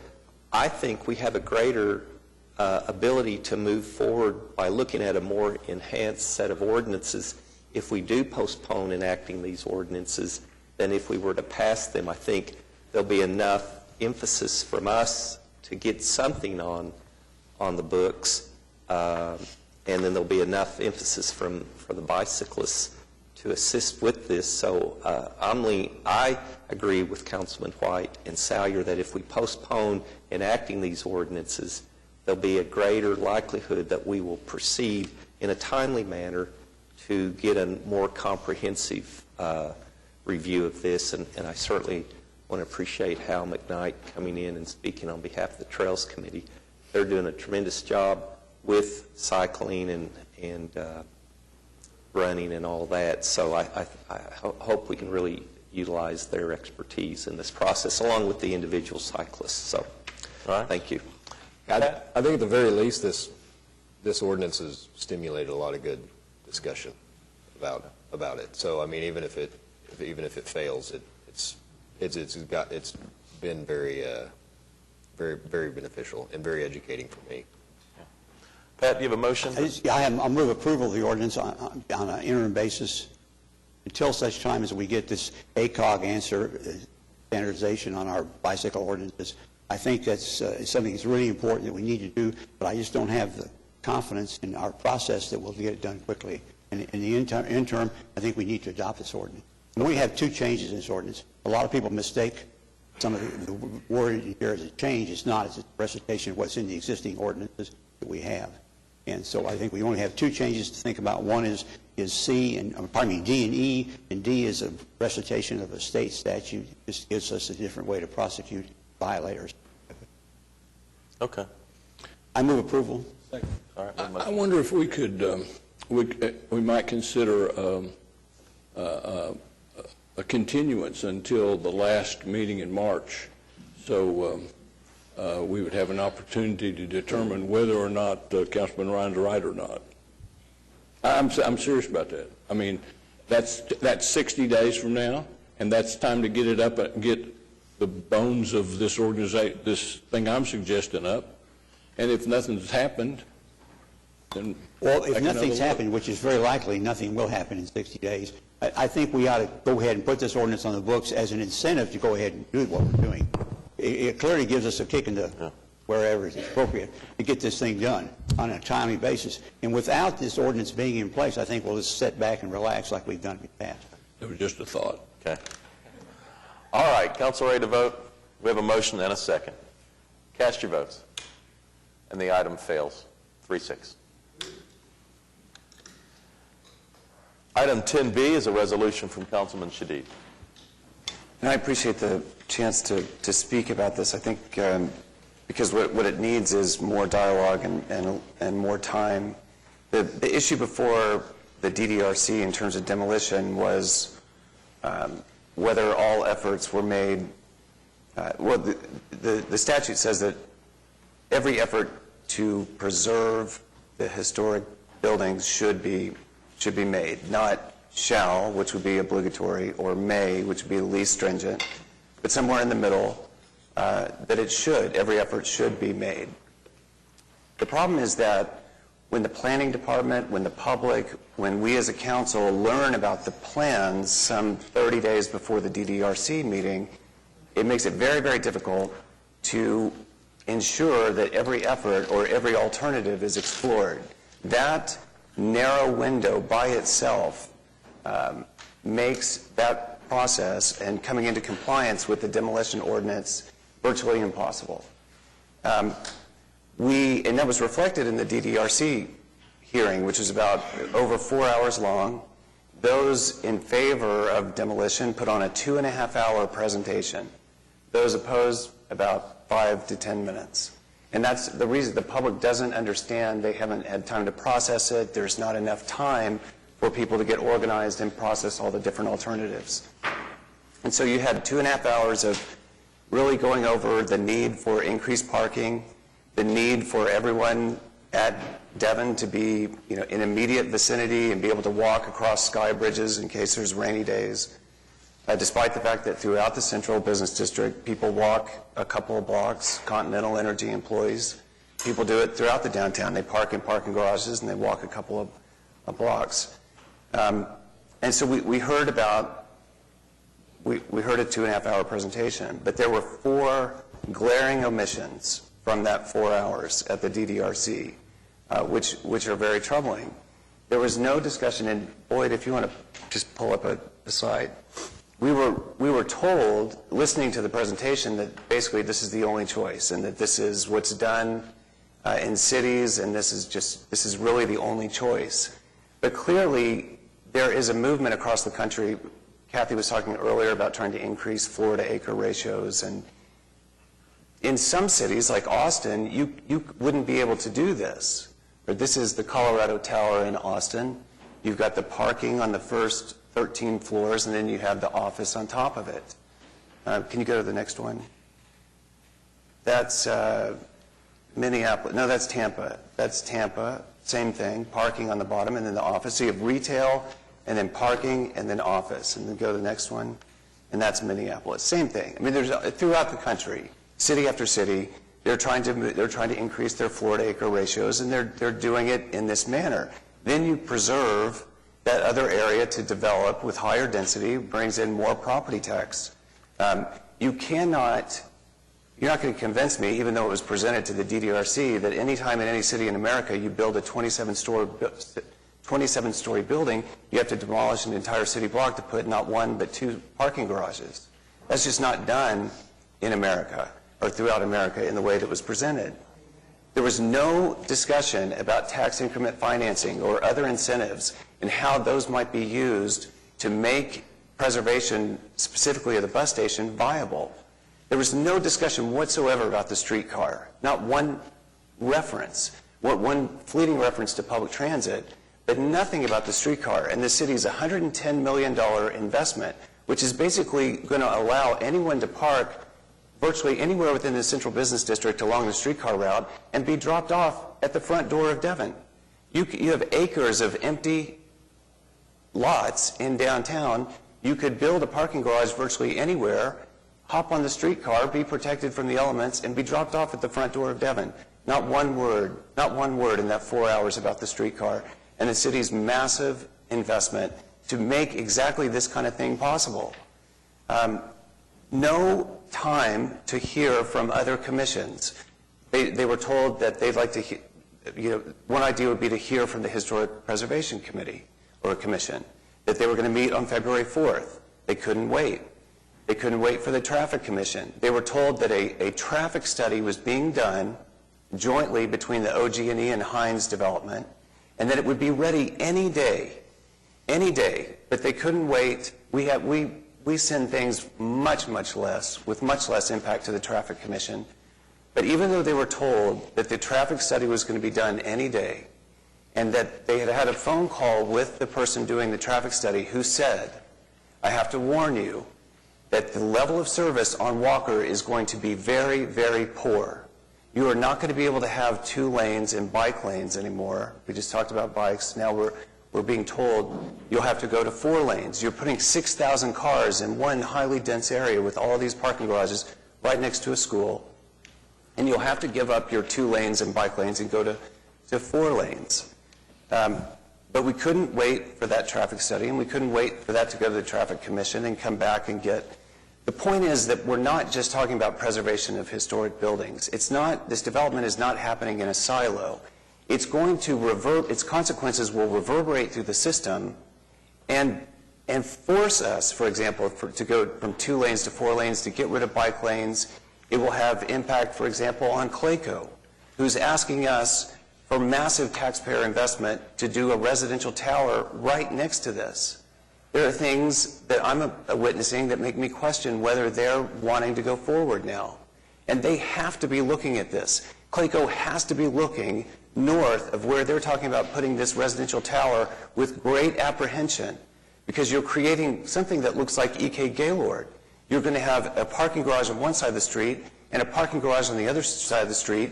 You're creating an alley which human beings just don't want to go down. It doesn't feel safe. It doesn't feel right. And it is going to kill Walker. It is going to kill Walker, the street that we put our school on. And that is the implication. So it's not just that we should adaptively reuse historic buildings, which we should. It is that by not adaptively reusing historic buildings, you are then going to cause adverse consequences throughout the development in the area. David Box told us that there's 3 tests. 1, did something important happen in the building? 2, is it one of a kind? And 3, can it be successfully repurposed? When asked, when did something important in the building, he said, no, it didn't. It was a problem for downtown. It killed vibrancy of downtown. Richard Tannenbaum said the clientele was a disaster. The class warfare language is very toxic. But when he says that it killed the vibrancy of downtown as if putting a parking garage is going to enhance the vibrancy of downtown. Something important did happen in that building for decades. It was built in 1941. For decades, That was how people got in and out of Oklahoma City, in and out of Oklahoma. It was a transit, an important transit connection at a time when not everybody rode planes the way they do now. Something very important did happen from 1941 until just recently. Second, is it one of a kind? Of course it is. It's unique architecture.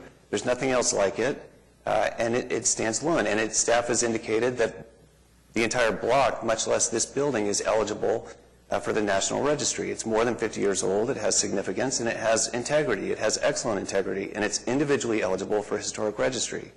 Third, can it be successfully repurposed? They said there's no economically viable use, and Preftakis in a letter to the DDRC said, if I got a high rate of return, like from a restaurant, I'd have a 2.5% return. Well, all the time we're presented with things that have a low rate of return, like 2.5%, that we then use TIF dollars to get up to 6 and 8%. We do that virtually every other week, every month. We do that all the time with TIF dollars. Can you advance? Not that one, but go to the next one. This is a Greyhound bus terminal in Savannah, Georgia, built in 1938. Ours is 1941. Now they repurposed it into a restaurant. You go to the next one. Same thing, that's it. 1938 Greyhound bus terminal. It's almost identical. And that is an example of what you could have with a residential tower right next to it, with the Montgomery right next to it, with the school, as opposed to a parking garage. There is an economically viable use.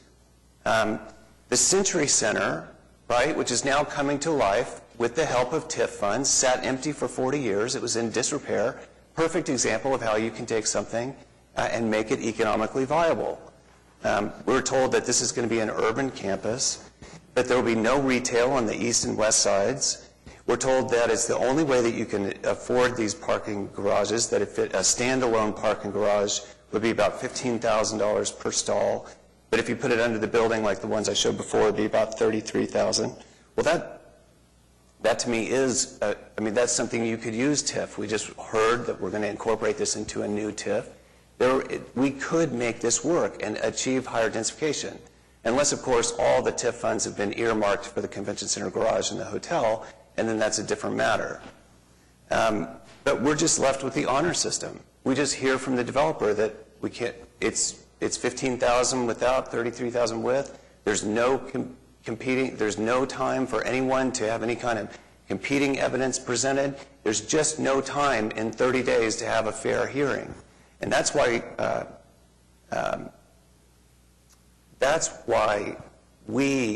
our planning department recommended against demolition.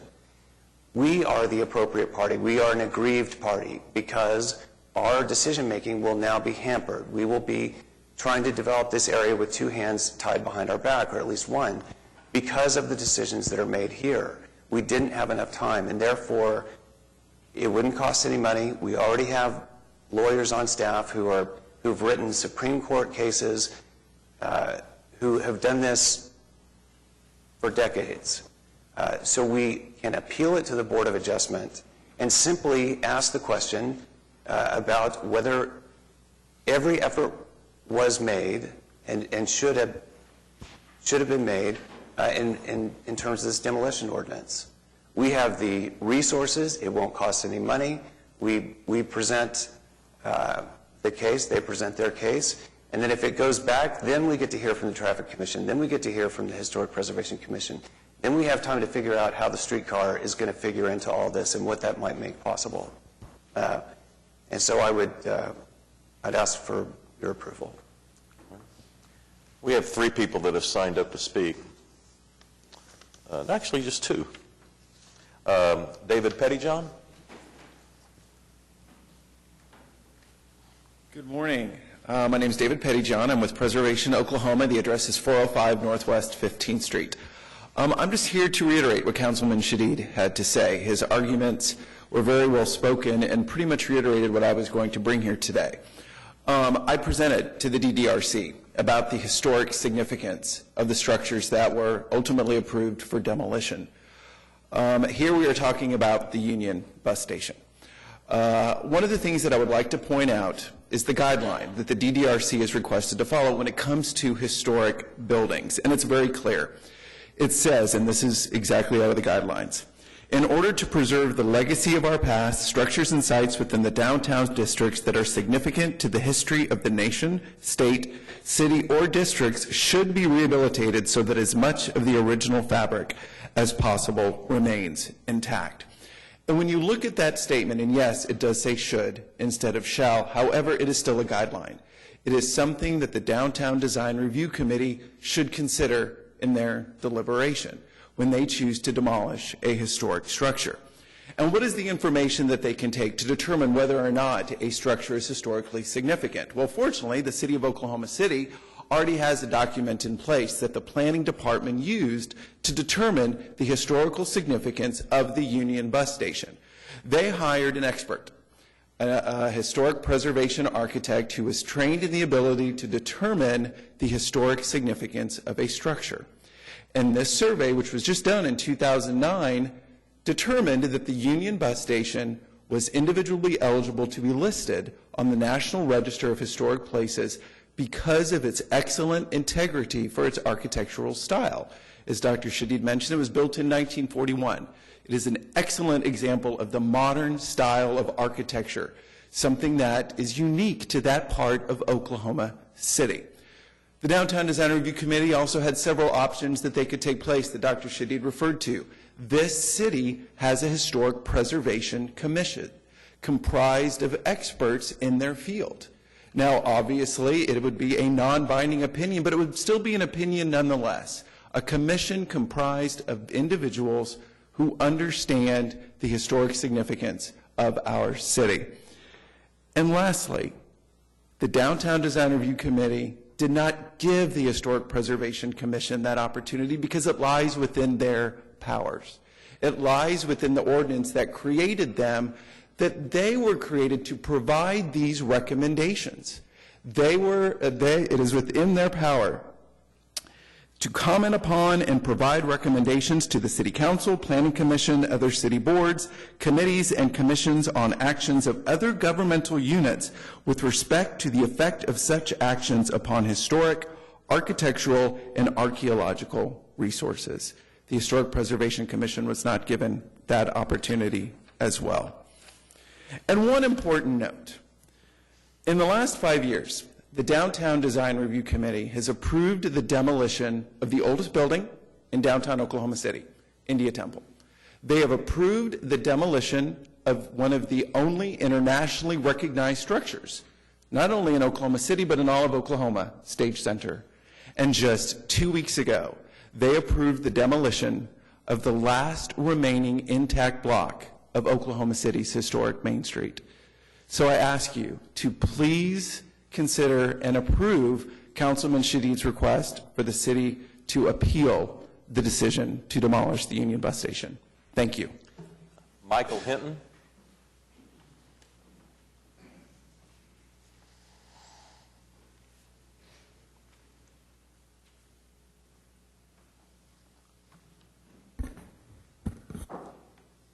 Thank you, Your Honor and Council. It's good to be in your midst again. My name is Michael Hinton of 1729 Northwest 3rd Street, Oklahoma City, Oklahoma, 73106. And by the way, I will point out that's a temporary address that I'm using for now. I'm in the process of moving back to the Regency.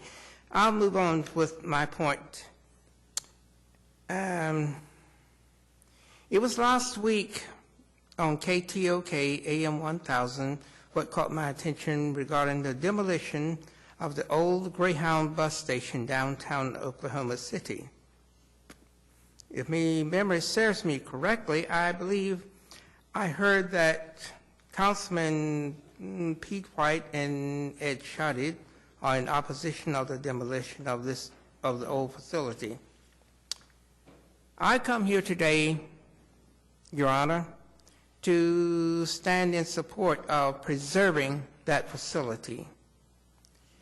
And it is, I'm in total opposition to the plans to demolish that facility, is because it, to me, is part of Oklahoma City's history and historical past.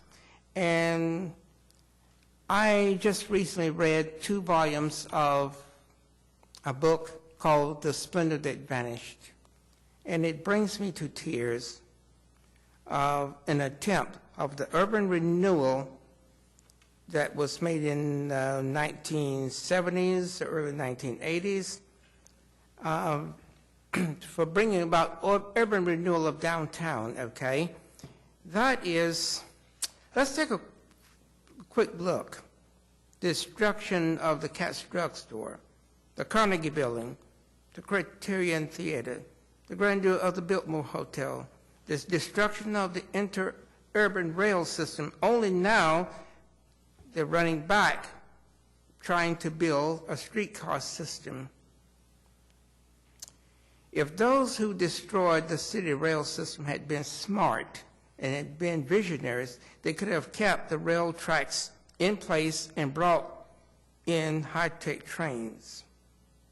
Also, I cannot forget the near attempt to the demolition of the Skirvin Hilton Hotel, the First National Center Bank Tower. All of this in wanting to build more parking garages to suit special interests and the car mentality. I perceive this as nothing more than greed, narcissism, arrogance, and self-serving, with absolutely no regard for the historical values that this city was built upon. Your Honor and Counsel, I got a question. What is the obsession to want to demolish historic structures that were a part of Oklahoma City's development? I ask all of you to take action like you did to save the Skirvin Hilton, to save the old Union Bus Station. This can be converted into a museum for visitors from the national as well as the international community to come and see and read the historical records of Oklahoma City's public transportation. Michael, thank you. Thank you very much. Any comments or questions from council? Mayor, I do have a couple of comments if I could start. I really believe that the resolution that we have before us today is a policy decision. I think it's one about process and whether or not this council chooses to respect the time and expertise and talent of our Citizens Downtown Design Review Committee, or if we want to make discuss a different process. And if we want to discuss a different process, I think maybe that's a debate for another time. I want to be very clear that my commitment to and passion for restoring and repurposing historic buildings in Oklahoma City goes back more than 30 years, with the purchase of the first building I bought on Broadway that was boarded up, and today is a thriving retail business. With a lot of help from the National Trust for Historic Preservation that I've worked with for almost that long, I and many other people have worked to apply their Main Street principles to many successful revitalization projects, bringing back Oklahoma City's declining commercial districts into vital neighborhoods. Just those in Ward 6 include Automobile Alley, the Stockyards, the Plaza District, Midtown, Uptown 23rd, and Film Row. You know, Oklahoma City does have a bad history of urban renewal back in the 70s and 80s, but we also have a tremendous success story with revitalizing many of our commercial districts. And David, I appreciate your arguments very well, but I do want to be clear, the conversation was not about demolishing the entire block. The 420 West Main Street building stays, the pizza building stays, and the one in between. So that block, part of that block remains intact in its historic character. Growing Oklahoma City while preserving our culture is one of the things that is most important to me in living in this community. So, you know, this is a really difficult subject, but I don't believe in this resolution. That being said, I have expressed some concerns about this project, and I really want to thank our staff, as I said last week, for listening to those concerns and working with the developer and improving the project. We did get some concessions that help make this, I think, a better project going forward.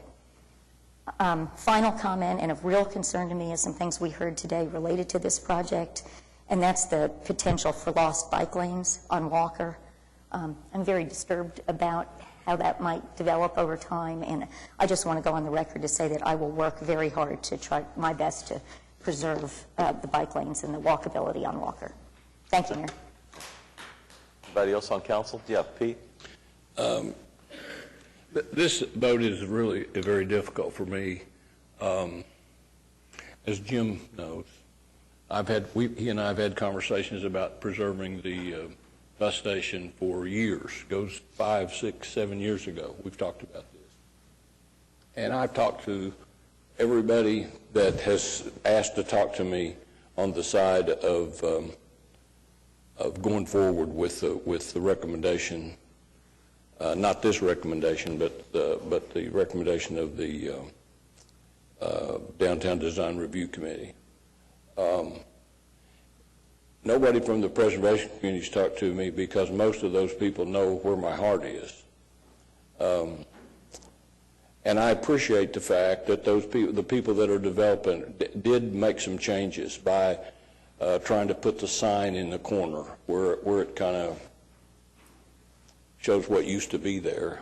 The idea of trying to do something about the lunchbox, the sign in the restaurant. I appreciate that. I think that was a positive step. But if I wake up tomorrow and realize I voted to tear down the Union bus station, I wouldn't be happy with myself. And I'm going to have to vote.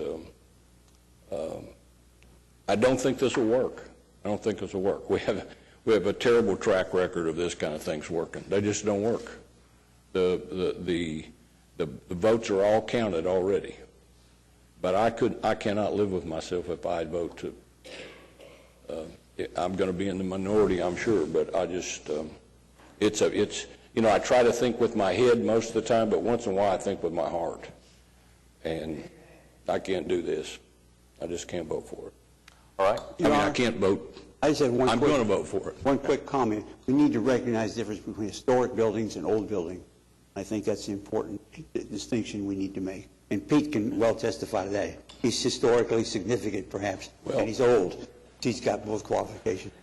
I would argue that we've made the decision that anything in the way is old rather than historic.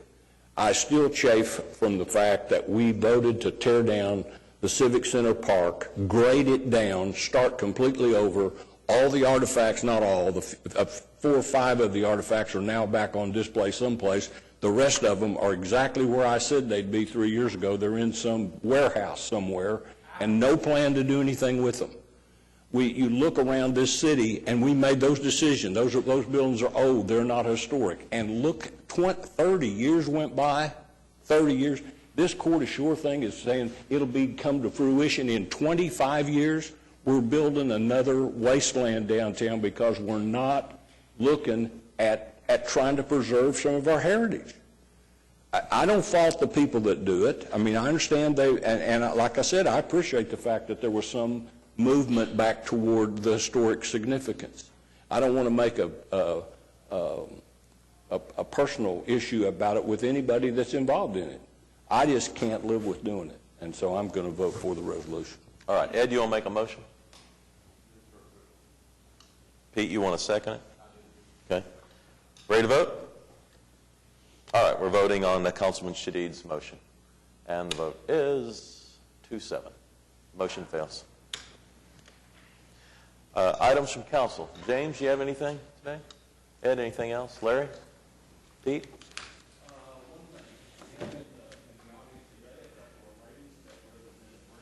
I don't think your mic's on. Represent a brand new homeowners association, Forest Park Neighborhood Association.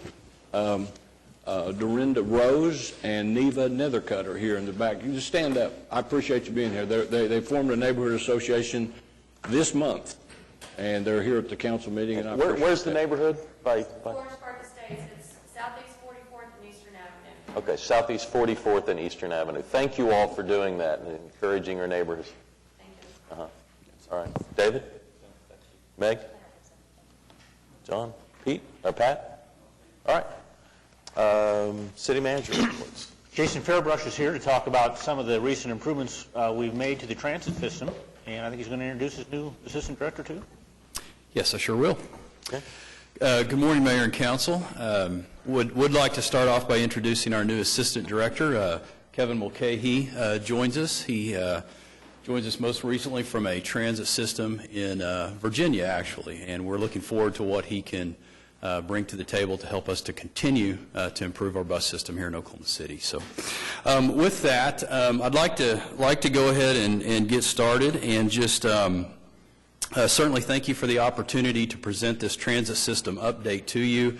And I think we would all agree that there continues to be momentum for public transportation in Oklahoma City, and I think I have some exciting information to share with you this morning that will at least demonstrate how we've been able to implement enhancements to our bus system and some of the results of those enhancements. So I'll talk a little bit about our ridership, a little bit about our system reliability. I'd like to show you some of the new technology that's now available to our customers, and then finish up by talking a little bit about our night service, which I'm pleased to announce began last night. So very off to a good start with the night service. So I thought we'd start by taking a look at our system map. And you can see that on your screen. We're very proud of how the map here represents our bus system. If you'll recall some of the recommendations from the transit system analysis, some of those recommendations included straightening our routes out, making the routes more direct, allowing for more connections within the system. And I think if you'll look at this map here, you'll see that. And again, we're very proud of the way the map has turned out. We actually were fortunate enough to receive a first place award from the American Public Transportation Association for our system map, so I wanted to make sure I had a chance to show it off a little bit this morning.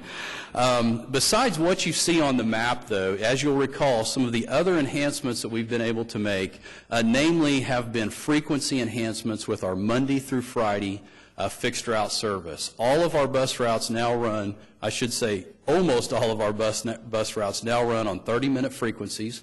We have two 15-minute high-frequency corridors between downtown and 23rd and Penn and downtown and the OU Health Sciences Center. And so frequency was a big part of those enhancements, but along with the clock face headways at the transfer center, which of course reduce wait time and make the system more predictable. And then another part of the study was looking at our bus stop placement, and I'll visit with you a little bit about some of the things we've done to address our bus stops as well. So as an organization, as an agency, I think we've made great strides in implementing some of those first-tier recommendations that came from that transit system analysis. And with the additional funding over the last couple of years from City Council and the support of the COTPA Board of Trustees, we feel like we've kind of moved to that next level, and we've been able to start implementing some of that second tier of recommendations that were made by our consultant, which was more frequency enhancements and beginning to look at evening service, Sunday service, and eventually more high-frequency corridors. So we're really pleased with the ability to continue to kind of work this plan and bring more enhancements online. So one of the things, of course, we want to know is we feel internally we've made some enhancements, we have a better system, but we really want to get some feedback from our customers. What do our riders think about the enhancements? And I think probably the best way to look at that is through ridership and what it has done since we implemented the system enhancements. And this chart that you have in front of you goes back to April of 2014. And what's significant about that is the month that we implemented our enhancements and changed our routes. The red line on your graph, of course, is calendar year 2014, and we're comparing average daily ridership for each one of those months back to the same month of the previous year in 2013. And you can see by the red line that we have exceeded average daily ridership each month since implementing our route changes when we compare back to the previous year. So we're very pleased with that trend, and we think it's a good sign that the changes we've been able to make have been successful in terms of garnering more ridership and providing a better system.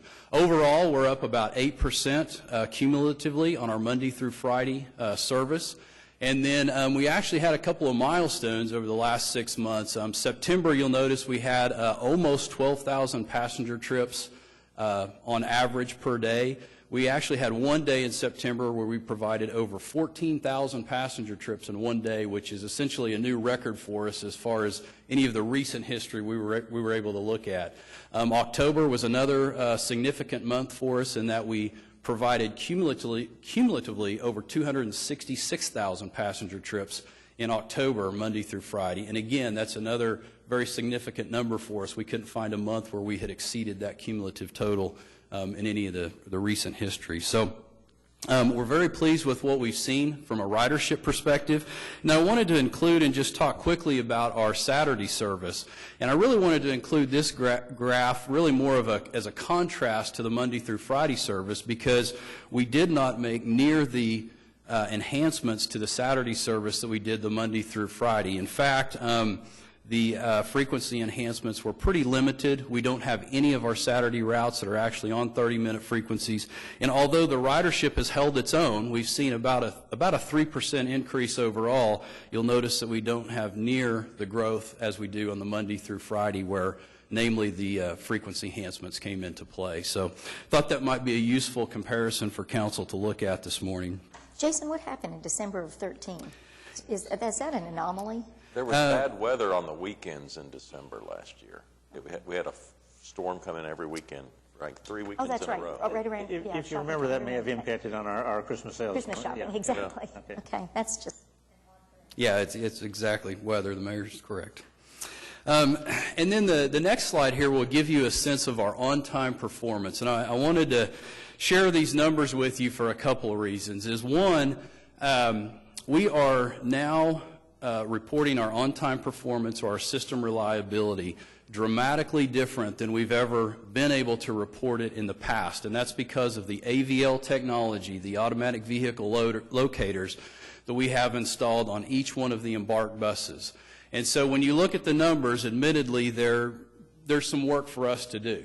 But at the same time, I would say this is our bare bones baseline of where we've started at now that we can collect this data from our AVL system. So what this data represents essentially is every single stop in our bus system, almost 1,300 bus stops, and it's every time a bus during the day hits that stop. And we consciously made the effort to begin tracking our on-time performance in this fashion because we really feel like it's a better representation of what the customer experiences. And so in order to become and improve our performance, we want to make sure we're measuring exactly what it is that our customers are experiencing when they're out there trying to catch the bus. A couple of things that are worth noting is for a bus to be considered on time, the bus can be no more than 1 minute early to the stop and no more than 5 minutes late. So that's kind of the threshold that we're looking at. The other thing that I think is worth pointing out is we did start in July and August when we kind of first started keeping score this way at about 60% on-time performance. But you can see that we've actually increased that over a 6-month period by almost 11%. So I feel confident that we've got a handle on it. We are paying more attention to it. We are doing things to improve our on-time performance. And although January is not complete, through the 25th of January, our on-time performance was actually 76%. So for the first time since we've again began tracking data like this, we've exceeded our performance goal. And then lastly, I did want to talk to you just a little bit about our performance goal. Again, this is a baseline for us. For this year, we're striving to achieve an overall on-time performance at 75% or greater. And talking with our consultant from Nelson Nygaard, I posed the question to him and said, based on what you know about our system, the way that we are tracking our on-time performance, what would you recommend? What's a reasonable expectation? And he had indicated that 85% over the long run would certainly be a reasonable stretch goal for us. So we will be looking forward to adjusting that goal upwards as we move forward.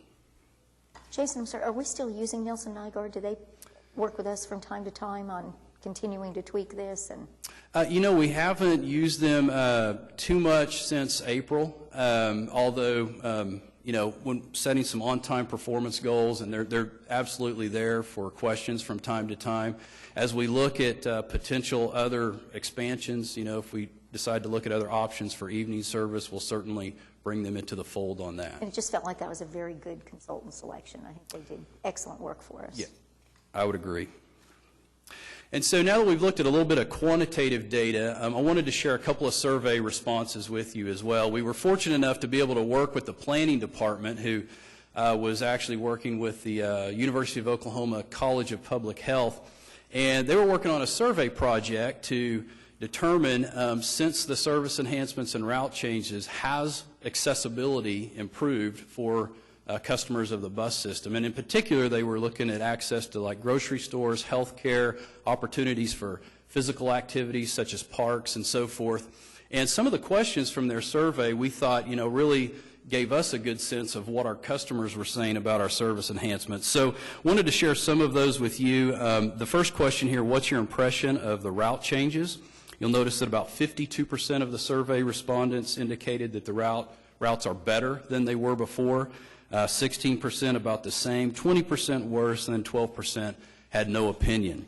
At the same time, when the question was asked to the customers if they spend less time waiting for the bus since the service changes, almost 60% agreed that they spent less time waiting for the bus, which of course was one of our objectives of rolling out the enhancements that we made. 17% had no opinion, and then 24% disagreed with that statement. And then the last survey question here is simply, does the bus take me where I want to go?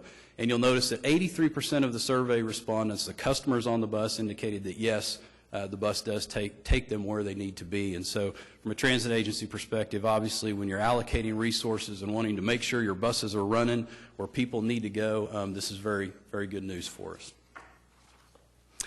As I mentioned earlier, another recommendation from the Nelson-Nygaard study, or the transit system analysis, was to take a look at our bus stop placement.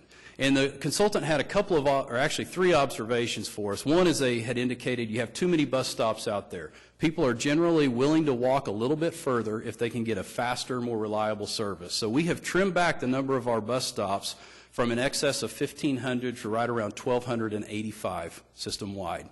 The other thing that our COTPA Board of Trustees has done is they have adopted a new bus stop policy that we are transitioning to. And the new bus stop policy essentially indicates that buses will only stop at designated stops. Prior to the bus stop policy, we would stop at any stop in addition to any far corner. And as you can imagine, depending on the route, that can certainly have an impact on service and slow the route down. So, and then lastly, one of the items the consultant had mentioned is that when they were talking with stakeholders had indicated that the bus stops were not very visible, that in fact a lot of the signage just kind of blended in with the background of the city, and you just really had to look for some of the bus stops.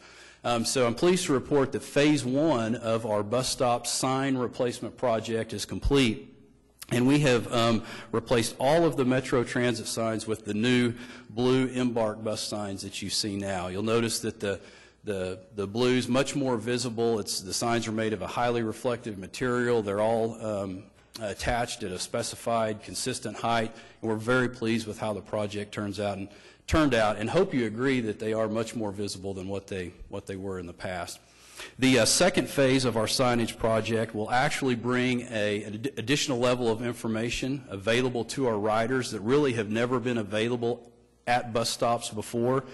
And our second phase, which we'll be beginning shortly, will entail going back and attaching route information signs. This is the flag-style sign you see on the far right of the example on your screen. And essentially, it will advise customers what routes serve that particular stop. In addition to that, we'll be attaching a unique bus stop ID to each one of the bus stop signs.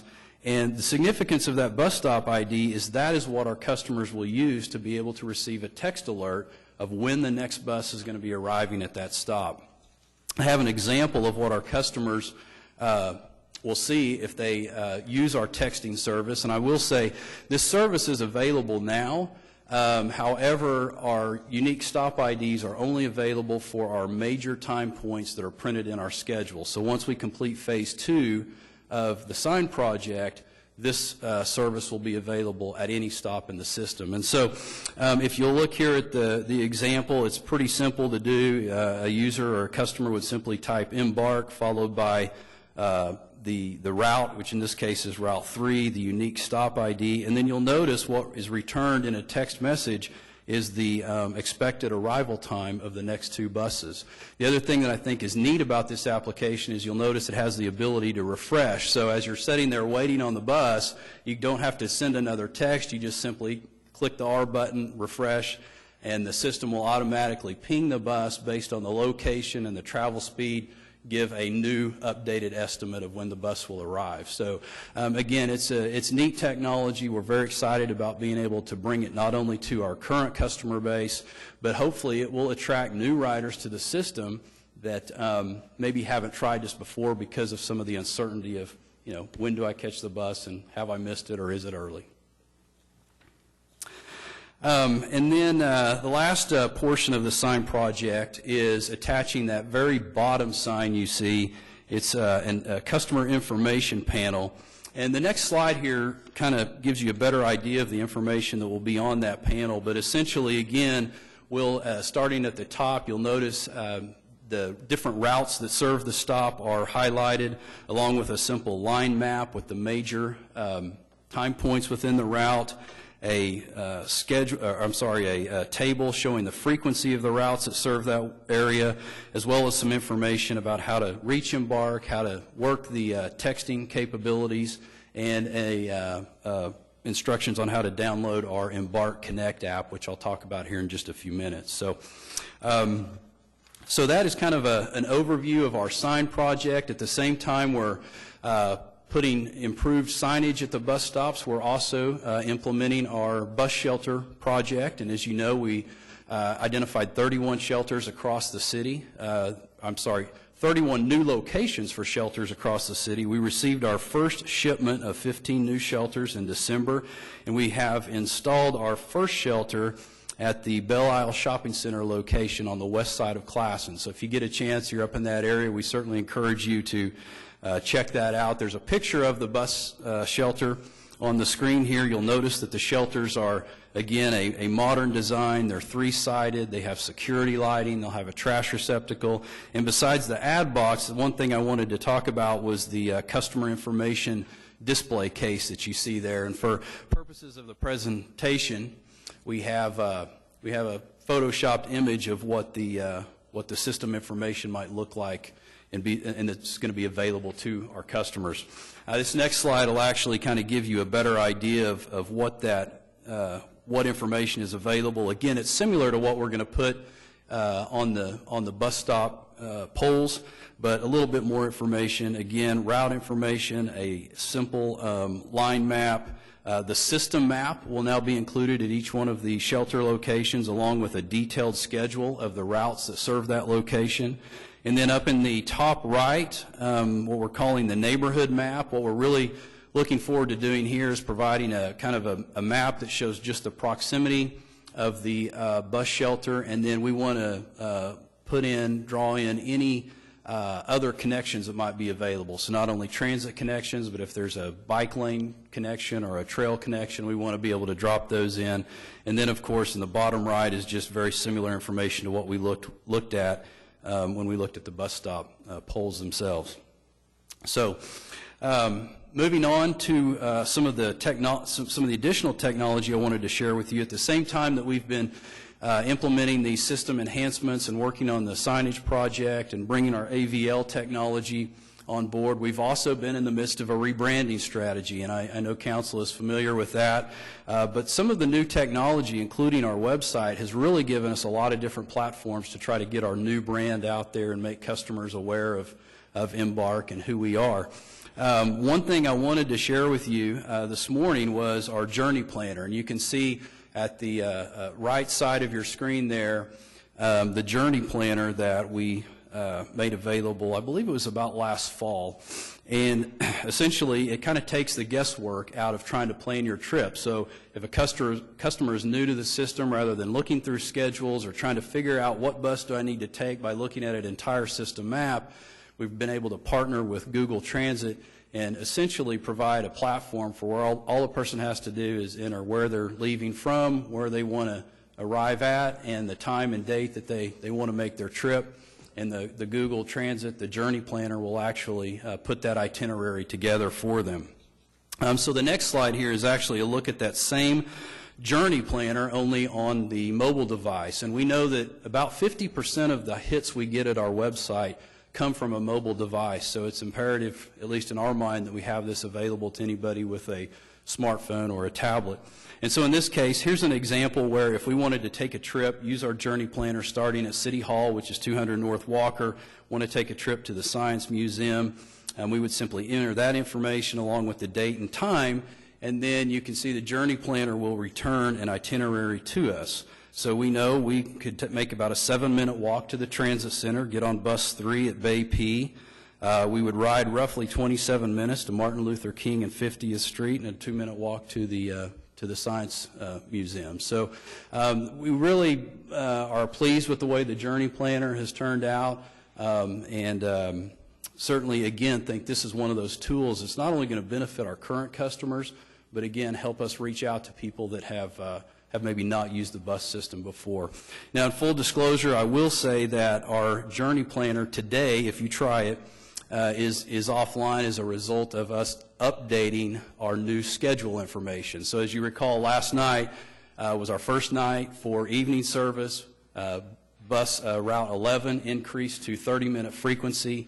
We had multiple time point changes within some of the other routes, so we're in the process of uploading those new files to Google. So just give us a day or so, but then please do try it out and see what you think of our journey planner. We encourage you to look at it.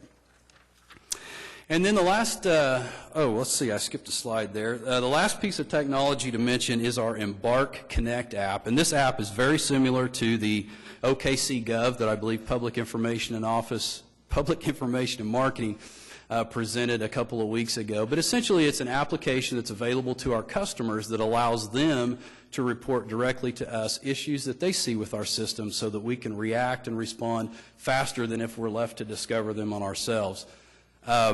The application allows a customer to take a picture, for example, of whatever the issue is. It's automatically geocoded along with the time. If the customer wants a follow-up notification of when the issue's been resolved, we can make that information available to them as well. We've had about 1,000 of these applications downloaded since we launched it back early in the spring. So, and then the last topic for this morning's update is really to talk about night service. And again, last night was the first night we've ran our pilot program that was approved by City Council and the Board of Trustees, running 2 buses from 7 p.m. to midnight on 1-hour frequencies. We run Route 23 on the north side of town. That's our 23rd crosstown. And then 11 on the south side of town along Southwest 29th. They connect at the west end of the city out at the Westgate Marketplace between Rockwell and MacArthur along Reno, and then there's also a connection at the Transit Center. This next slide here will give you a sense of what the routes look like on a map. I know that you're familiar with these and have seen them before, but one thing I wanted to talk about a little bit is when we first discussed the opportunity of this pilot program, and we talked about, the fact that it's a very limited evening service, just 2 routes out there, but we wanted to try to maximize our coverage area. So that's one of the reasons why we went with a north and a south side crosstown. But then we also wanted to take advantage and try to leverage our existing link service that we already have out, providing very limited bus service until midnight during the week. So we also took a look, like I said, at our link service, and where we used to have about 8 designated stops with that service, we now have 15. And you will notice that along 23rd, if you see the little link symbol there at North Meridian and at, I guess it's going to be Villa, you'll notice those are the new designated stops for our link service. So we have 3 along Route 23, we have 2 along Route 11 on the south side. And the idea there is to try to, again, provide as much coverage area as we can, as many connections as we can, and gain whatever synergies exist from that existing link service and combine that with our fixed route regular service that we're running. The next map is actually meant to give you an idea of the area that link service covers, and an illustration of where all of the individual designated link stops are. And the one I wanted to call out was we added a new link stop to OCCC. So there will now be a link bus serving OCCC on the hour, every hour, from 7:30 to 11:30 p.m., and then students from OCCC can use that link service to get anywhere in the link area, but then also transfer to one of the fixed route buses at the transit center. So we're very grateful to be able to integrate OCCC into the mix as far as evening service goes. I'm pretty sure OCCC is really grateful to you Yeah. for working with them on that. That was such a huge priority, was to let students be able to take public transit for night classes. So thank you so much. And then the last map I wanted to share with you is our paratransit coverage for evening hours. We do have customers that, due to physical limitations, cannot ride our regular fixed route bus service. And so we also provide our paratransit service within 3/4 of a mile of that fixed route service that's now running from 7 p.m. to midnight. So again, this is another group of customers that will benefit from putting evening service out on the street, and we're certainly looking forward to further developing that paratransit service along with our fixed route service. And then the last slide I have for you this morning is to give you a sense of what our goal should be. How, at the end of this pilot program, are we going to determine whether it's a success? And there's a lot of factors that will go into that. But, one of the ways we at least want to look at it is through riders per service hour. That's kind of an efficiency measure for us. The more riders we have on a bus in any given hour that we're out there operating it, that's a good thing for us as a transit agency. So we want that number to be high. You can see that from the history here on the chart, between 17 and 18 passengers per service hour is about what we average on our Monday through Friday service. So again, not ever having ran evening service, having it being a very limited evening service, we may be off base here, but at the same time, we still wanted to have a goal. So in our mind, our goal is for our evening service to produce at least half the ridership that we typically receive during the day. And again, that's based on the fact that it is a limited evening service. It's a new service, but nonetheless, we feel it's important to put a goal out there and see how we measure up to it. And so with that, that is all the information I had for council this morning, but I will be glad to answer any questions. Any questions? All right, it was very, I think, thorough. And I love the metrics, because it's easy to make broad suggestions about how we can do better, but I think to show the sophistication and allowing the information to be out there to defend the current routes and the current frequency, and seeing that we're doing the best we can with what we have available to us, I think is both enlightening and refreshing to me.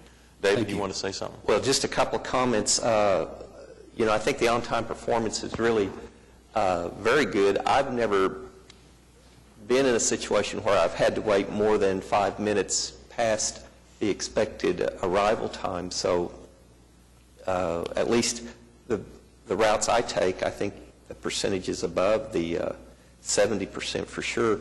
And even this morning, the bus driver, you could tell, was slowing down just so we would not get there too early at some of the stops. So very good. One thing I think we need to, as a city, begin to encourage each other to do is ride the bus when you don't have to, even though you have the ability to drive. If you'll ride the bus, more revenue that the bus system receives allows us to expand the service. And I was just looking at some numbers. Given we probably have, Jim, maybe 40 to 50,000 people that work in the downtown area. In that range.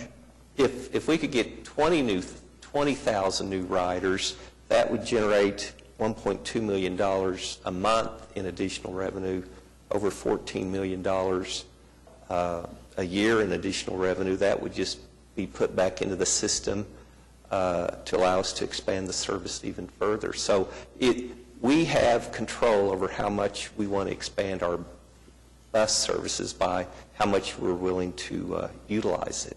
So anyway, that's the only comment. And then you might share the story. You had a complaint not too long ago about a bus being too crowded.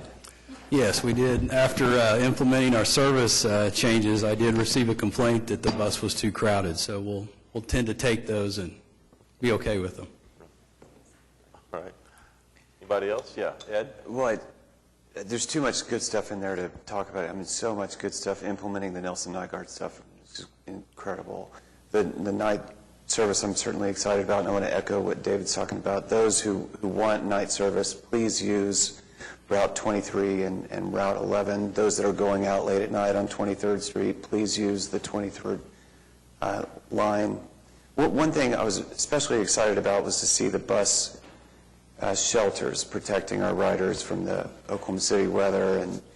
And it seems like we could, now money aside, that's another issue, but it seems like we could capture some economies of scale or some efficiencies as we have a MAPS 3 program that's laying down sidewalks throughout the city. We have a 2007 bond that's laying down sidewalks throughout the city. It seems like we could identify which one of those projects are along your bus lines, and then whether the money whether we can figure out where the money comes from or not. At least, if you could, it seems like you would put the footprint, which is how big? Yeah, roughly about maybe 12 by 8, maybe slightly larger than that, as far as the actual pad that would be needed for a shelter. Yeah, so even if you didn't have the money for the bus shelters today in 2015, you might 5 years from now, and if you got the concrete pad down now while you had the crews out putting the sidewalks in, you'd capture a lot of efficiency that way. And I wonder if there might be some utility of just having the MAPS 3 sidewalk subcommittee look at it, identify the ones that are on your, I know the money is another issue, but at least identify where that overlap is. Right. You know, we have done some work with Public Works in that area, and now anytime there's a GO bond project that widens the street, I believe some of the streetscape projects also, you know, we are weighing in on those projects early in the design to try to do just that. But, you know, we're certainly, again, like you say, you know, money's always another issue, but we're certainly open to working with them and having a seat at the table and at least making that information available. But these are our bus routes, and this is where we would recommend, you know, potential future locations. Great. Thank you. We can certainly do that. One of the things I'm excited about is how excited Jason and Kevin are about their ability to implement new services and make the transit system better. So I do appreciate your enthusiasm. Thank you. And we did kind of gloss over their latest tagline, which was "See you later" for the later service that's being implemented. I kind of like that. And I just downloaded the app. It's not hard to do. So. Okay, fantastic. All right. I've used it myself a few times, so I think you'll find it very easy to use. All right. Thanks a lot. Thanks, Jason. You're welcome. I do want to highlight the sales tax collections for January. Sales tax was up 4.2% over the previous year, and I think the highlight of this whole thing is that year-to-date, through the first 7 months of the year, we're just 0.3% over target on the sales tax. So that's good news. I think the cloud that's out there is the economy. There's a couple of things that's going on. One is the volatility of the stock market. It's up and down. I just checked. It's down 355 points today. And, you know, it's just been up 200 points, down 200 points. It's been all over the place. But I think the most significant issue is the price of oil. We had an opportunity a couple of weeks ago to do meetings with Standard & Poor's and Moody's as we prepared for the refunding that we're going to do on some GO bonds. And we've got our presentation about, you know, how our reserves and all the things going on with the city. And they were politely interested in that, but what they really wanted to know is how the price of oil is going to affect this. And as part of our presentation, we had Russell Evans with us from OCU, who's our economist that we do bring in for our annual budget, but then we always have him for our briefings with Moody's and Standard & Poor's, and that's what they wanted to hear. And, you know, the answer is how long is the price of oil going to stay down? I just checked this morning. It's at 45.52. That's not as low as some people had feared it was going to go. And how does it affect Oklahoma City? And I think short term, it could be a positive bump to Oklahoma City because people are saving $20 a week or whatever they're saving on gas prices. Most likely, they're probably putting that into some type of, they're probably spending it, and it's probably going into something that we're getting tax sales tax on, because right now we don't get sales tax on those monies if they're being spent for fuel. But long term, if the energy sector in Oklahoma City does, if they do dial back some, that could have an impact based upon their investment or the number of employees that they have, and that could have a negative impact. But the bottom line is that Russell didn't believe that this was a multi-year process. It's going to go on for a number of months, and I think most economists believe that oil isn't going to stay at this level for a long-term situation. It's not going to go back to 100 short-term, but it might go back to 55, up to 55 or 60, which would I think offset some of the. I see the Devon people out there listening to me, but that would, you know, if it's 55 or 60, there's probably more of a chance of some reinvestment than if we keep it down to 45.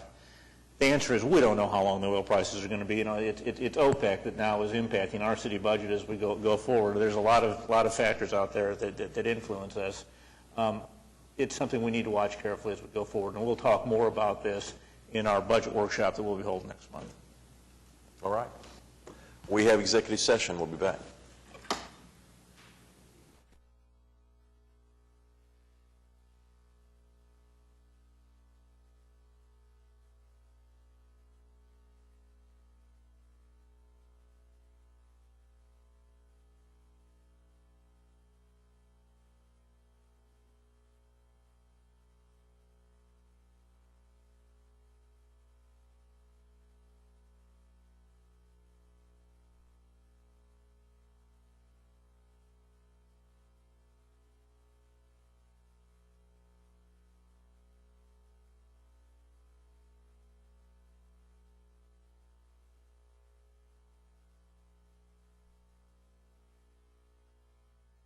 You guys know about the big projects and about Oklahoma, everything that's going on is growing, is rising.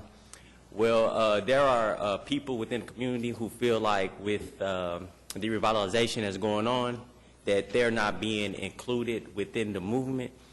And I think a part of it is from lack of education and knowledge, is they actually don't know how to be a part of it.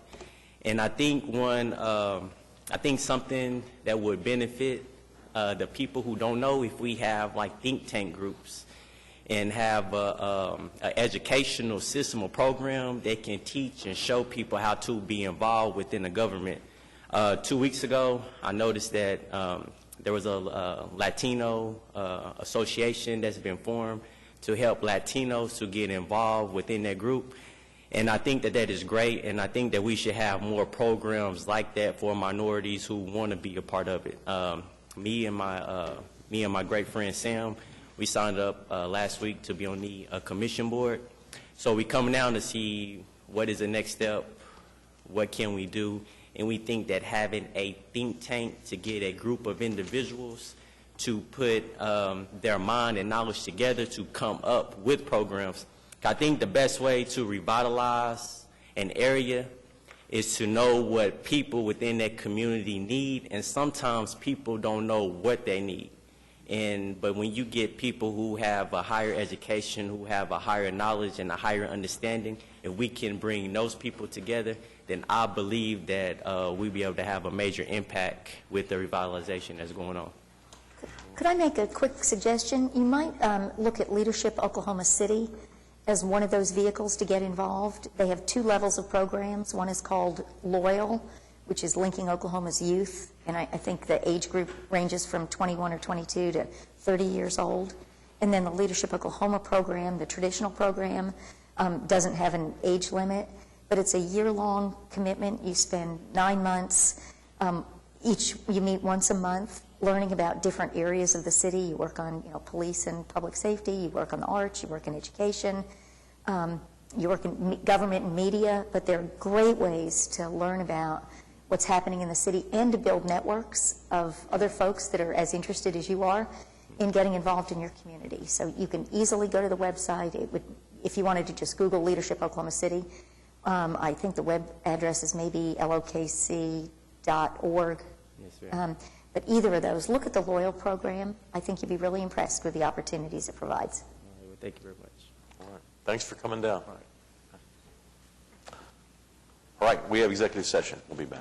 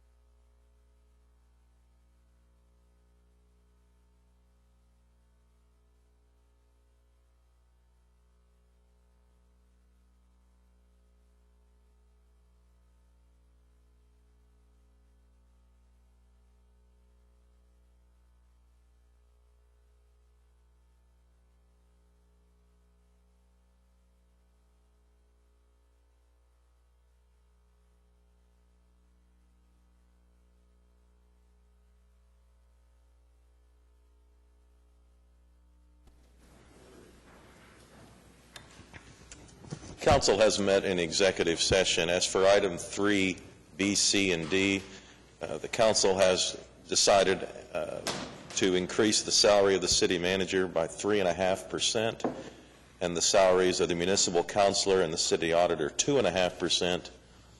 The exact dollar amounts are still under the watchful eye of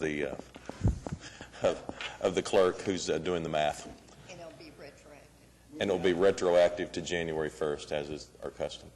We have a motion? Second. All right. Cast your votes. Passes unanimously. And with that, we're adjourned.